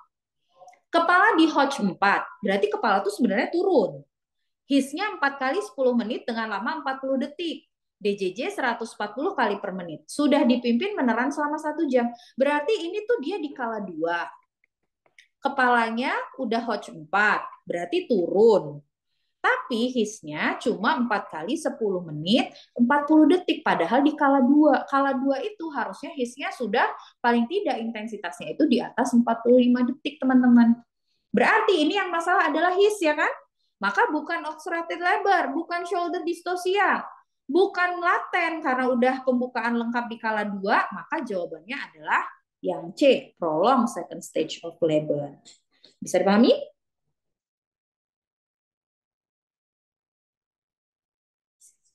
Oke. Jadi tahu ya sekarang ya bedanya ya partus lama sama partus macet ya. Oke. Terus nomor 10. Ada seorang perempuan usianya 28 tahun, melahirkan bayi pertama di PMB. Keadaan umum ibunya baik, tanda-tanda vital dalam batas normal. Ibu telah diberikan injeksi oksitosin 10 international unit secara IM. Setelah dilakukan PTT, didapatkan plasenta lahir kemudian diikuti dengan semburan darah. Apakah mekanisme pelepasan plasenta pada kasus tersebut? Lagi-lagi tentang mekanisme persalinan ya. Nggak apa-apa. Kalaupun kalian dapat soal mekanisme persalinan, sebenarnya yang paling sering keluar itu adalah gerakan janin sama pelepasan plasenta kok, teman-teman. 2 itu aja dikuasai. Bisa kalian jawab UPOM ya. Nggak jauh-jauh dari sana. Sama paling tentang itu, penentuan bidang Hodge. Itu pasti. Ya. Hodge 1 batasnya mana, Hodge 2 batasnya mana, itu juga pasti keluar. Oke lah, kita sekarang ke mekanisme pelepasan plasenta ya. Jadi teman-teman, plasenta itu bisa lepas melalui 2 mekanisme atau melalui 2 cara. Dia bisa lepas secara Zuls atau dia bisa lepas secara Duncan. Apa bedanya? Plasenta yang lepas secara Zuls itu dia lepasnya itu dari tengah, teman-teman. Jadi ini adalah gambaran pelepasan plasenta secara Zuls. Ya, dia lepasnya dari tengah dulu. Setelah bagian tengahnya terlepas, baru kemudian bagian pinggirnya itu mengikuti. Nah, pada pelepasan plasenta secara Zuls, karena dia lepasnya dari tengah, maka nanti plasentanya akan terdorong gitu ya teman-teman ya. Yang akan lahir duluan itu adalah ini. Yang akan kelihatan duluan adalah sisi fetal. Ya kan, ketuban itu, plasenta itu ada 2 sisi. Sisi fetal yang dekat sama janin, ya, ini sisi fetal namanya. Dan ini sisi maternal gitu. Nah, kalau dia lepasnya secara Zuls, berarti dia lepasnya itu sisi fetalnya duluan nanti yang akan keluar. Terus karena dia lepasnya dari tengah, maka plasentanya dulu lahir, baru nanti perdarahannya itu menyusul karena darahnya itu di belakang terkumpul gitu ya. Sedangkan kalau secara Duncan dia lepasnya itu bukan dari tengah, dia lepasnya dari samping, teman-teman. Kalau dia lepasnya dari samping, ini kan gini ya, dia lepas, zrrrt, gitu dia. Otomatis perdarahannya duluan muncul, keluar duluan semburan darah. Setelah semburan darahnya keluar, baru plasentanya menyusul. Kalau dia lepasnya secara Duncan, karena lepasnya dari samping, maka nanti yang lahir duluan, gitu, yang kelihatan duluan itu adalah sisi ini, sisi maternalnya duluan, gitu ya. Nah, ada nggak Kak cara cepet ngapalinnya? Ada. Apalinnya gini aja, Suteng, Dun, Ping.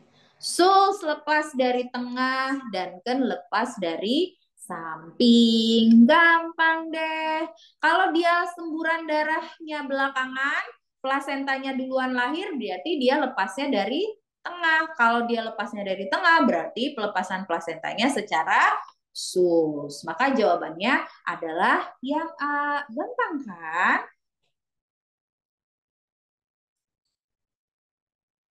Next, kita ke soal nomor 11. Soal nomor 11, ada seorang perempuan yang usianya 22 tahun, P1A0, nifas 5 hari datang ke PMB.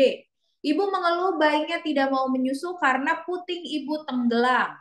Seharusnya bukan tenggelam, istilah yang benar tuh terbenam ya. Kalau tenggelam tuh Bu Susi yang menenggelamkan kapal. Jadi pemeriksaan tekanan darah semuanya dalam batas normal, TFU pertengahan pusat, dan simfisis payudara teraba penuh, ada pengeluaran ASI. Apakah tindakan yang tepat dilakukan sesuai dengan kasus tersebut? Nah, teman-teman, puting susu terbenam itu disebut juga dengan istilah retracted nipple. Ya, jadi puting susunya itu datar atau terbenam. Ada 3 grade atau ada 3 tingkatan. Ini tingkat 1, jadi dia puting susunya ada, tapi sedikit lebih pendek. Kalau tingkat 2, puting susunya ada tapi datar. Kalau tingkat 3 itu benar-benar mendelep ke dalam. Nah, apa yang bisa bidan lakukan ketika ada seorang ibu yang puting susunya terbenam atau dia mengalami yang namanya retracted nipple? Ada 3 hal yang bisa kita lakukan, teman-teman. Hal pertama yang bisa kita anjurkan itu adalah melakukan yang namanya teknik Hoffman atau teknik pijatan Hoffman.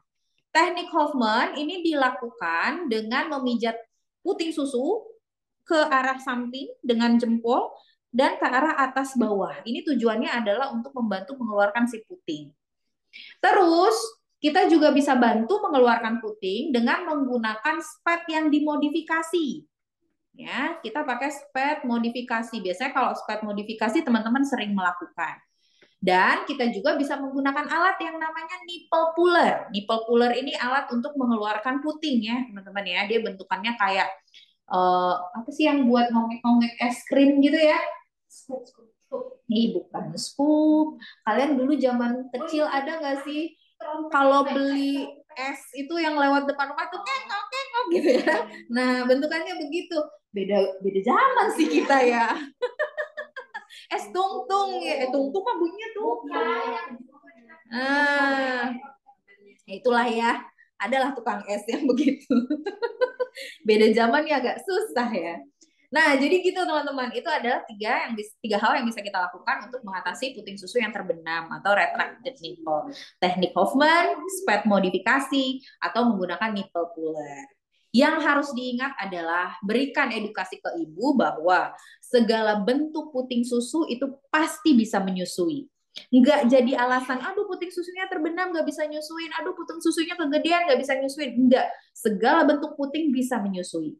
Yang penting kita modifikasi teknik menyusuinya, kita sesuaikan teknik menyusuinya. Karena bayi itu sebenarnya menyusu bukan di puting, bayi itu menyusu di puting dan areola. Gitu kan ya? Jadi apapun bentuk putingnya pasti dia bisa menyusui. Kita sesuaikan saja modifikasi teknik menyusuinya. Nah, sekarang berarti untuk soal ini mana jawaban yang tepat, teman-teman? Yang E ya, teknik Hoffman untuk stimulasi puting susu. Kalau Hoffman ini adalah tanda tromboflebitis ya di masa nifas. Agak mirip memang istilahnya. Oke, lanjut? Lanjut nggak? Lanjut lah ya. Nomor 12. Ini kita 3 soal lagi ya, Kak ya? Ya, 3 soal lagi terus kita quiz. Ada seorang ibu P1A0 postpartum hari ketiga datang ke PMB dengan keluhan bayinya rewel saat menyusui, merasa ASINya keluar sedikit. Kemudian TTV dalam batas normal, payudara bengkak, puting susu tidak lecet. Luka perineum bersih dan kering. Bagaimana pendidikan kesehatan yang tepat bidan berikan kepada klien? Bayinya rewel teman-teman pada saat menyusui dan merasa ASINya keluar sedikit. ASI keluar sedikit itu bukan berarti karena produksinya sedikit teman-teman. Bisa jadi karena bayinya tidak menghisap secara optimal. Kenapa bayinya tidak menghisap secara optimal? Bisa jadi karena perlekatannya nggak benar. Karena kan kalau bayi menyusu itu dia harus pas perlekatannya ke payudara supaya pemompaannya itu optimal. Kalau dia nggak pas, maka dia dapatnya sedikit ASINya dan akhirnya bayinya merasa tidak puas ketika menyusui. Dia jadi frustasi, dia jadi rewel. Nah, gimana sih caranya supaya bayi itu bisa melekat dengan baik ke payudara dan supaya pengeluaran ASINya optimal? Kita harus perbaiki perlekatan, teman-teman. Perlekatan yang baik itu disebut dengan istilah calm. C-A-L-M. Ini bahasa Inggris calm ya.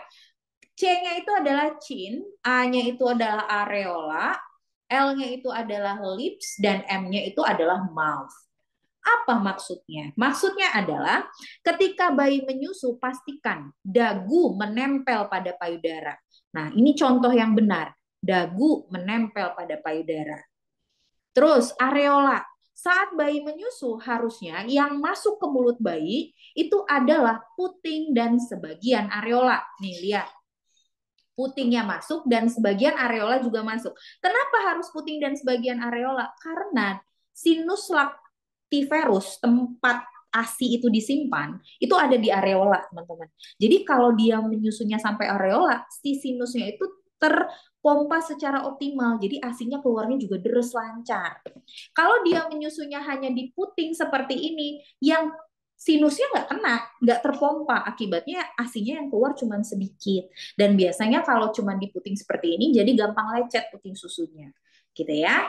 Jadi areola masuk sebagian ke dalam mulut bayi. Lips, lips itu artinya adalah bibir bayi membuka lebar. Nih lihat, bibir atasnya ke atas kebuka, bibir bawahnya kebuka ke bawah. Kalau dia salah menyusuinya, bibirnya itu nguncup. Biasanya kalau bibir yang nguncup ada bunyinya. Nah, kalau ada bunyi saat dia menyusu itu berarti menyusunya salah. Karena harusnya pada saat menyusu itu tidak ada bunyi, hanya terdengar suara menelan, gitu ya. Terus, mouth. Mouth itu artinya mulutnya membuka lebar. Nih, lihat. Maksimal nih dia ngebukanya gitu ya dibandingkan dengan perlekatan yang salah. Perlekatan yang salah bibirnya muncup, bukanya kecil, ya. Oke, jadi ini adalah perlekatan yang benar, ini adalah perlekatan yang salah. Kalau kita bahasa Indonesia kan, teman-teman bisa menghafalnya dengan amubidu. Areola, mulutnya membuka lebar, bibir membuka lebar, dan dagu menempel pada payudara. Seperti itu. Jadi jawaban yang tepat untuk soal ini yang mana, teman-teman? Menunggu payudara penuh? Tidak. Menyusui 6 kali dalam 24 jam? Salah, harusnya 8 kali dalam 24 jam, itu minimal. Harus sering berpindah? Tidak, jangan sering berpindah. Tapi kosongkan satu payudara, baru pindah ke payudara yang lain. Jadi ini salah. Menggunakan teknik calm untuk mengefektifkan pengosongan payudara? Betul. Menganjurkan ibu memompa ASI? Betul. Memberi ASI dengan dot? Dotnya salah. Kenapa? Karena dot dapat memicu bingung puting, ya. Sehingga jawaban yang tepat itu adalah yang D. Oke, ya. Sebelum kita ke 3 soal terakhir, iklan dulu. Yuk, iklan Kak Ketut. Oke, sebentar kita kita iklan dulu ya teman-teman ya. Nah, jadi tadi Mimin udah jelasin nih tentang bimbelnya. Ada bimbel online, ada bimbel offline. Nah, selain kita ada bimbelnya teman-teman, kita ada pilihan opsi lainnya yaitu tryout nih teman-teman. Jadi buat kalian nih, mungkin ada yang ujian nanti di bulan Oktober atau yang baru mau ujian tapi belum tahu kapan ujiannya. Nah, kalian bisa nih cobain dulu tryout Ukom bidang untuk yang D3 dan juga yang profesi ya. Nah, untuk harganya itu murah banget teman-teman. Cuma mulai dari 30 ribuan kalian udah dapat tryout Ukom yang sudah sesuai dengan kisi-kisi ya teman-teman ya. Nah, untuk harga 30 ribu ini dapat apa aja sih Kak? Nah, untuk 30 ribu ini teman-teman, kalian dapat satu paket tryout. Itu satu paket tryoutnya ada sekitar 180 soal ya teman-teman ya.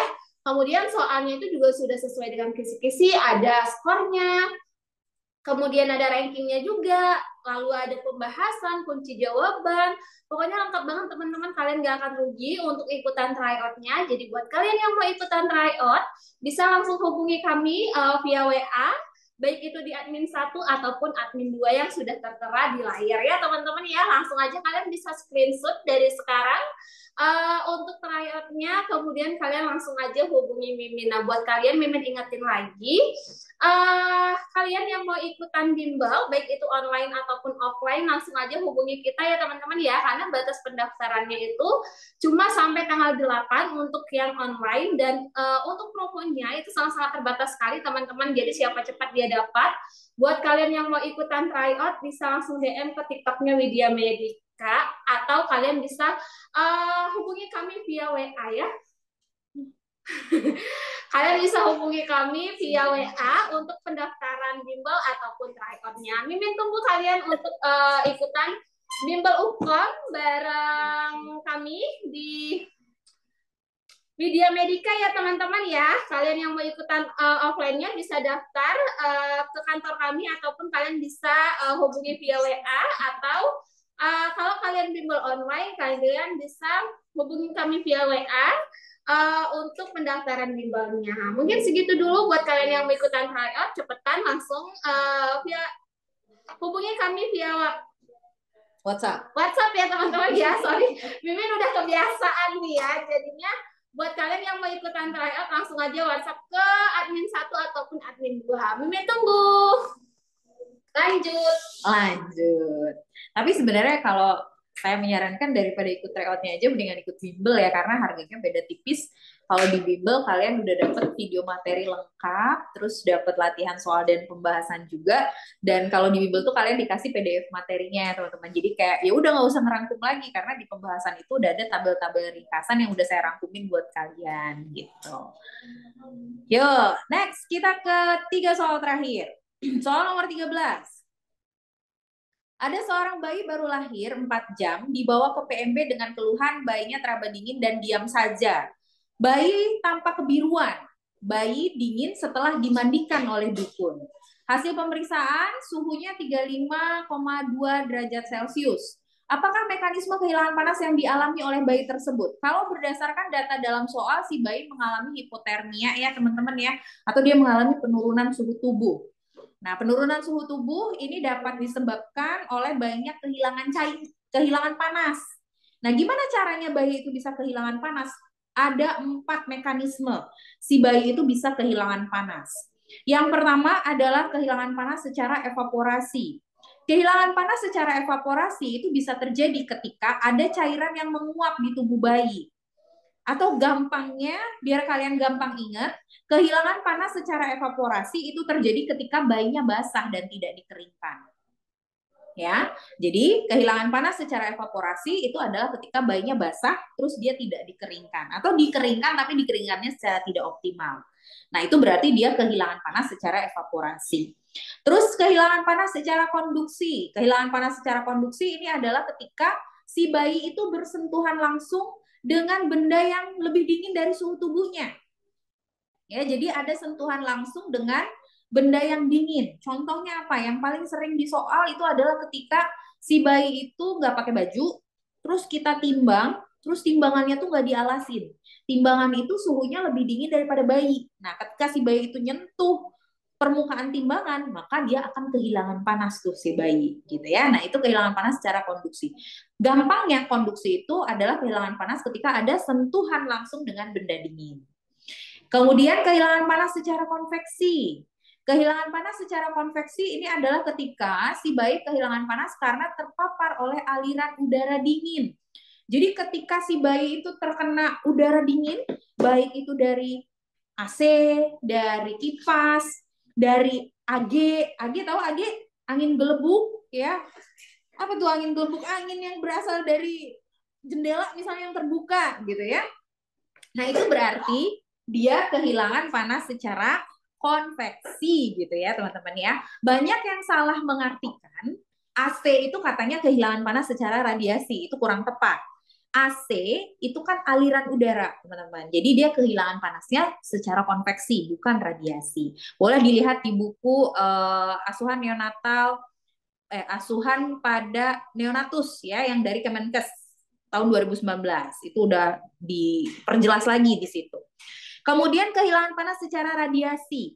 Kehilangan panas secara radiasi ini adalah ketika bayi itu diletakkan dengan benda dingin, padahal dia nggak bersentuhan, diletakkan dekat atau dia berada dekat dengan benda dingin. Jadi kayak misalnya gini, ini tembok nih ya teman-teman ya, ini tembok yang pakai keramik. Terus si bayi itu kita taruh di deket tembok, padahal dia nggak sentuhan nih, cuma deketan doang begini. Nah, si tembok itu kan dia sifatnya menyerap panas atau menyerap dingin. Nah, dinginnya ini terpancar ke badannya si bayi. Nah, itu namanya kehilangan panas secara radiasi. Ya, jadi dia cuma deket doang sama benda dingin, nggak sentuhan dia. Kalau sentuhan itu konduksi, gitu ya. Nah, sekarang kalau begitu, soal ini jawaban yang mana?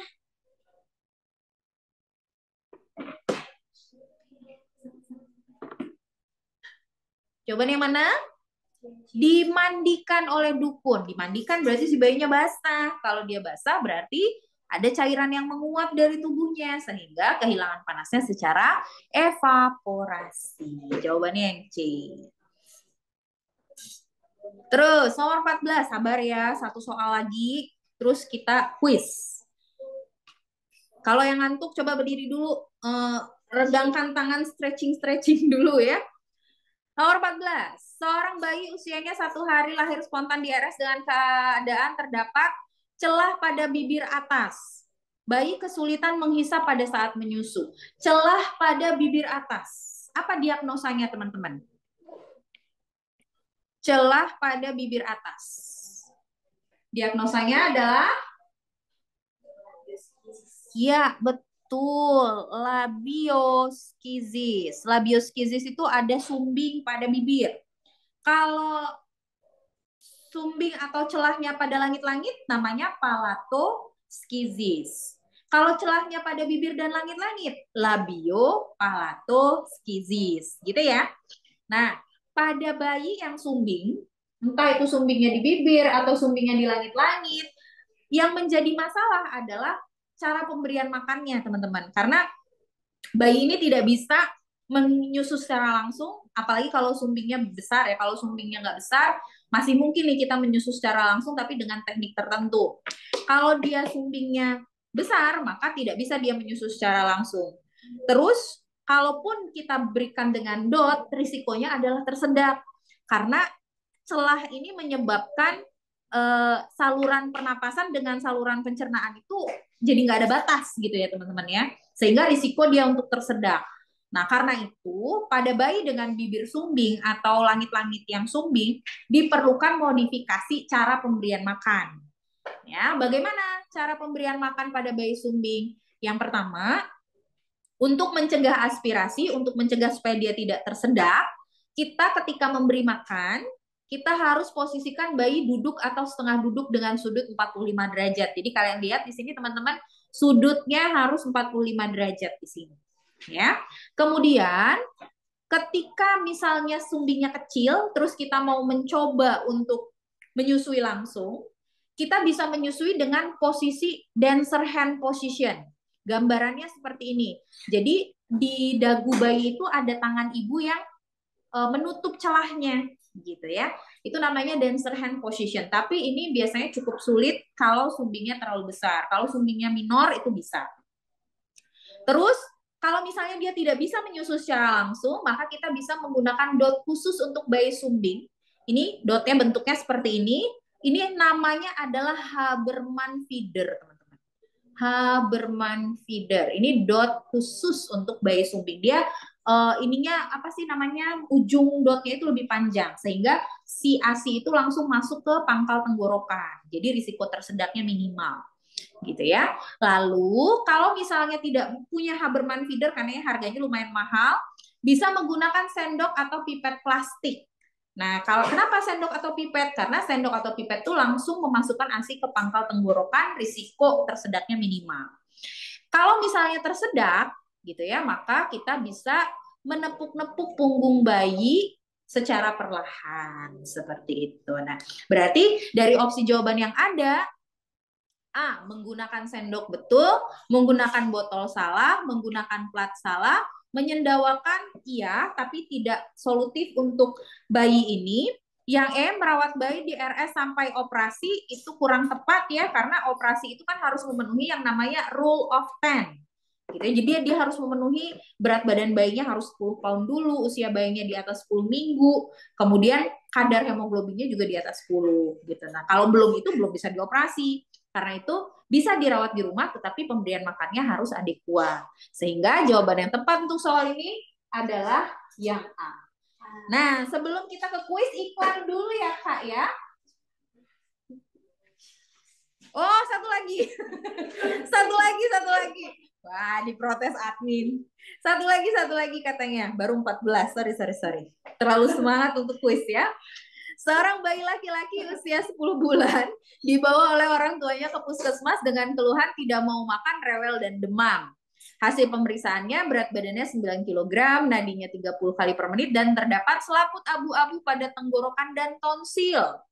Nah, kalau ada soal seperti ini teman-teman, ini berarti soalnya menanyakan tentang penyakit yang dapat dicegah dengan imunisasi. Penyakit yang dapat dicegah dengan imunisasi itu macam-macam. Bisa difteri, pertusis, tetanus, TBC, bisa meningitis, bisa pneumonia, bisa diare, bisa kanker serviks gitu ya. Itu juga termasuk penyakit-penyakit yang bisa dicegah dengan imunisasi. Teman-teman harus menghafalkan apa gejalanya, apa vaksin yang bisa mencegah. Kalau ikut bimbel nanti dapat ringkasannya, dapat video materinya. Makanya ikut bimbel dong biar dapat tuh selengkap itu ya. Kita bahas semuanya dari hamil, salin, nifas, BBL, KB, Kespro, komunitas, etika legal sampai manajemen pelayanan kebidanan. Semua dibahas ya. Wah, capek ngomongnya. Nah, untuk soal ini apa nih jawabannya teman-teman? Ciri khas yang menimbulkan adanya selaput berwarna keabu-abuan pada tenggorokan dan tonsil itu adalah gejala dari difteri, teman-teman ya. Difteri itu disebabkan oleh bakteri yang namanya Corynebacterium diphtheriae. Gejala khas dari difteri itu adalah radang tenggorokan, tidak nafsu makan, demam, dan munculnya selaput putih kebiruan pada area tenggorokan. Dia hampir mirip kayak radang tenggorokan, tetapi bedanya ada selaput pada area tenggorokannya yang berwarna kebiruan. Vaksin yang dapat mencegah penyakit difteri itu adalah DPT. Selain DPT apa? DPT, TD, DT. Ini semuanya dapat mencegah penyakit difteri karena dia D-nya di sini adalah untuk difteri, teman-teman. Nah, seperti itu. Itu tadi soal terakhir kita yang kita bahas ya, Kak ya. Nah, kalau sekarang udah benar? Nah, udah benar ya. Soal terakhir beneran nih. Nah, sebelum kita ke kuis, iklan dulu terakhir ya iklannya nih teman-teman. Sabar dulu iklan. Oke, buat teman-teman yang UKOM D3 dan juga D4, kita sudah launching bukunya untuk UKOM D3 dan juga D4. Sorry.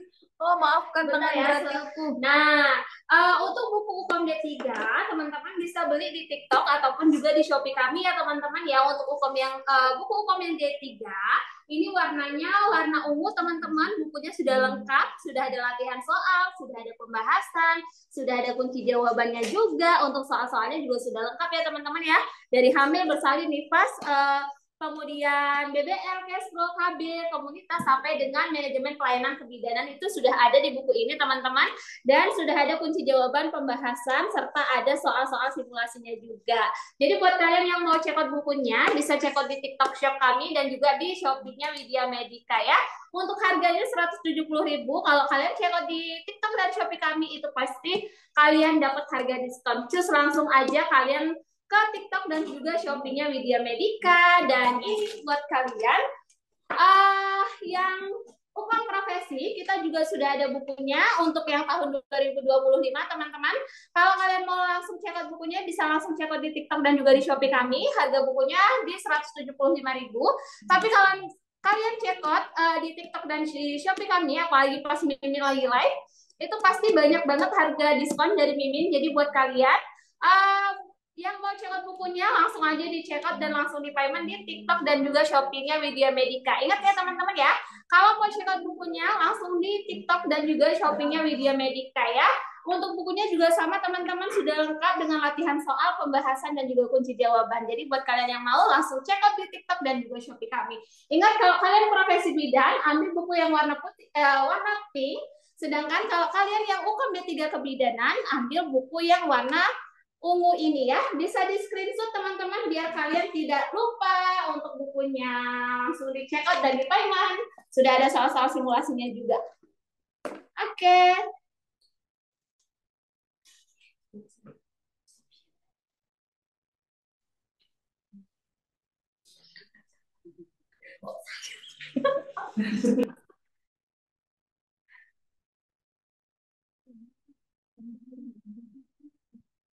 Oke, terima kasih Kak Ana dan Kak Ketut.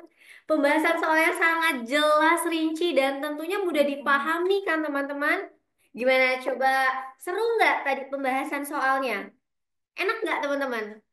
Nyambung nggak dijelasin sama Kak Ana tadi? Coba dong komennya boleh ya diberikan di kolom komentar. Coba biar biar Kak Ana tahu nih, Kak Ana dan tutor-tutor serta admin yang lainnya tahu gimana respon dari teman-temannya. Enak kan nih? Oh mantap Pak, seru banget. Alhamdulillah udah dimengerti ya. Wah, kalau begitu tertarik nggak kira-kira mau ikut bimbelnya? Ayo, admin tunggu ya.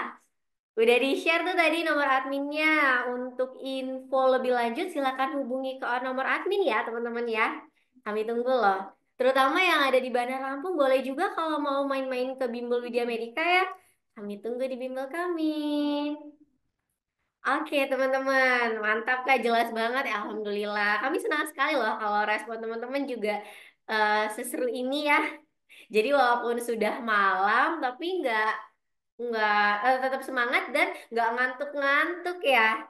Oke, seperti janji kita di awal, kita kan bermain kuis sekarang ya teman-teman.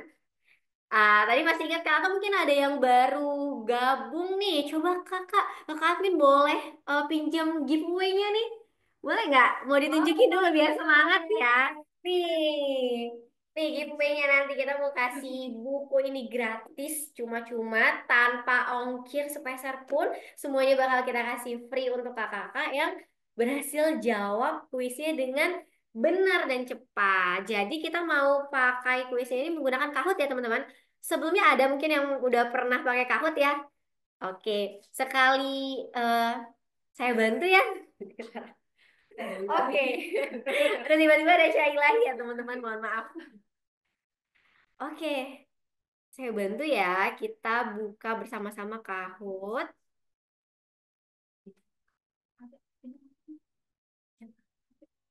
Boleh pakai handphone, boleh juga pakai laptop ya teman-teman. Boleh. Teman-teman, link Kahootnya juga udah di-share ya di kolom komentar. Nanti akan admin share kembali. Udah pada buka belum ke Google? Oh, mohon maaf teman-teman, sepertinya jangan coret-coret ya, nanti nggak kelihatan layarnya. Oke, udah dibuka semua, kita klik Kahoot ya. Seperti ini. Sudah dibuka Kahootnya? Sudah dibuka? Setelah itu klik play ya teman-teman. Nih, yang ini. Nih, sampai muncul tampilan seperti ini teman-teman. Ayo. Nah, sebelumnya saya beritahu dulu ya, untuk kriteria pemenang di sini hanya akan ada satu pemenang, teman-teman. Nah, kriteria pemenangnya ditentukan berdasarkan peserta yang menjawab pertanyaan dengan tepat dan cepat. Jadi bukan hanya jawabannya yang tepat, tapi juga harus cepat ya, karena ini ada waktunya. Dan siapa yang lebih cepat itulah yang mendapatkan skor tertinggi hingga nanti diakumulasikan di akhir soal. Kalau ulangan kita PPT gimana cara nyarinya? Ah gitu. Oke teman-teman, mulai dari membuka web browser masing-masing ya. Nih, kami ulangi ya, kami close dulu aja. Nih di tab baru, buka ke Google. Kemudian klik Kahoot. Nih teman-teman. Oke, sudah. Nih pilih yang ini ya teman-teman, yang pertama ini. Kahoot. Bisa di handphone ataupun di laptop ya teman-teman. Sudah. Setelah itu, klik yang ini. Play. Nih, teman-teman. Klik play. Sampai muncul tampilan seperti ini untuk memasukkan PIN. Ini. Udah? Oke, PIN-nya ikuti saya di layar ya. 766 1249. Atau admin boleh minta tolong di komen kolom chat diketikkan.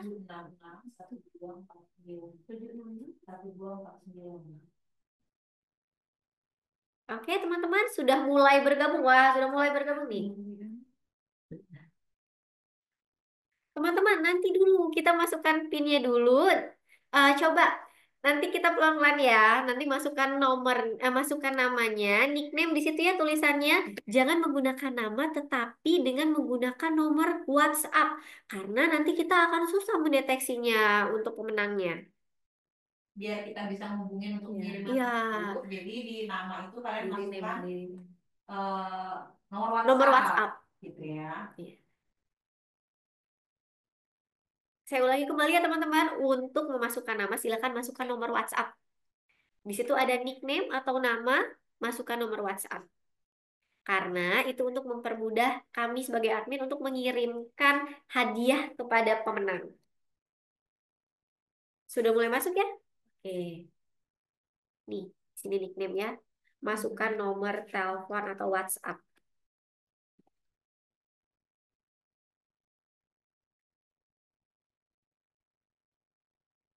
Oke, sudah mulai masuk ya.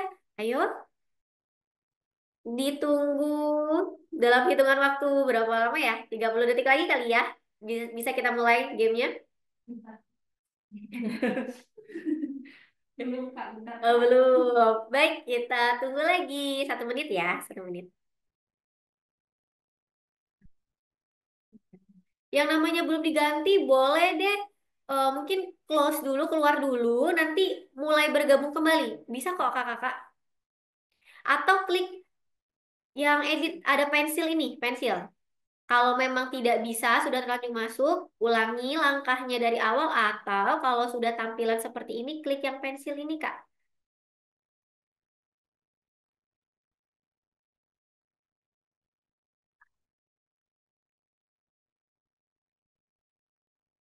Sudah, Kak? Gimana, Kak? Di chat? Kita mulai ya. Kita mulai ya? Oke. 1, 2, 3. Silakan mulai mengerjakan teman-teman. Siapa yang paling cepat dan paling benar? Ya, masih lebih. 1.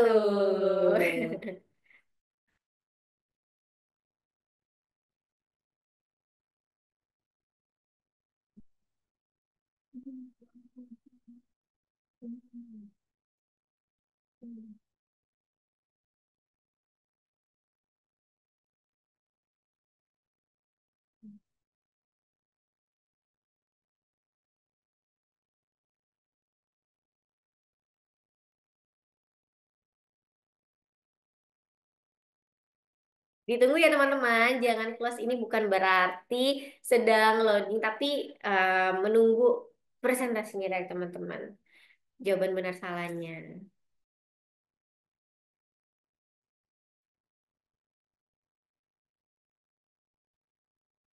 Nah, ini sudah terlihat nih di admin ya. Kita lanjut ke soal nomor 2.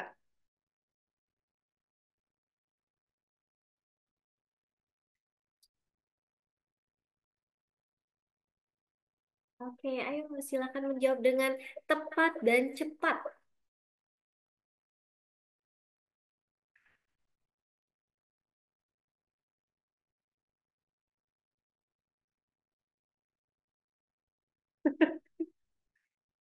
Oke. Nah, ini berubah nih di peringkat 1. Kita lanjut ya.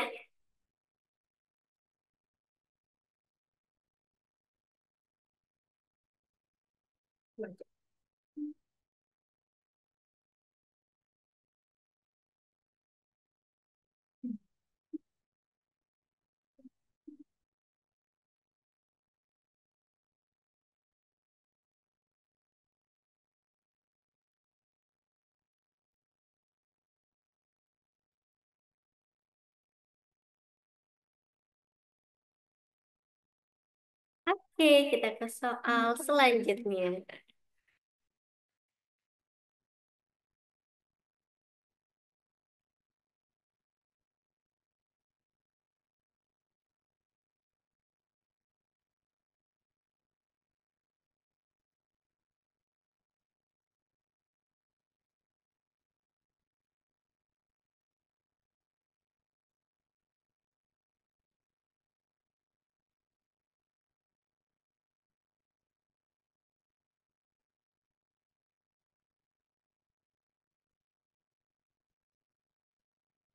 Oke, soal terakhir nih teman-teman. Silakan dijawab dengan cepat dan tepat ya.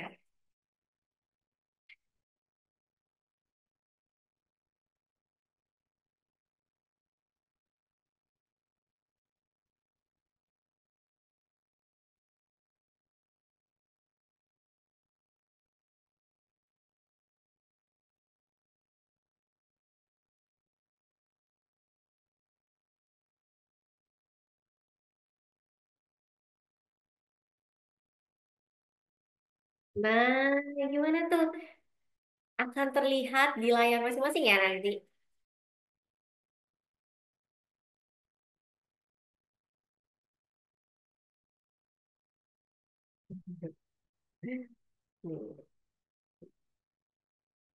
Nah, teman-teman, sesi kuisnya sudah berakhir. Nanti teman-teman bisa melihat nih. Ada yang nanya Kak, di Bimbel katanya ada kuis-kuis kayak gini nggak Kak? Ada. Ada dong. Kan dalam bentuk polling ya kita Ya, kasih soalnya ya. betul sekali. Tadi kalau teman-teman perhatikan, waktu belum masuk pembahasannya, belum mulai acaranya, tadi kan disetelkan video-video. Nah, di video itu tadi sudah ditampilkan tuh bentuk polling-polling yang biasa kita share sebelum dimulainya Zoom. Gitu. Kalau penasaran, cek dong bimbelnya ya.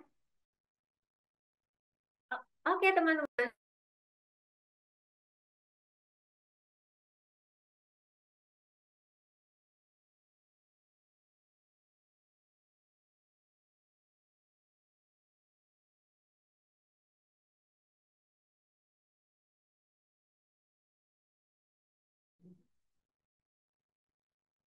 Oke, teman-teman, kami infokan kembali untuk pemenangnya nanti akan admin share di grup ya.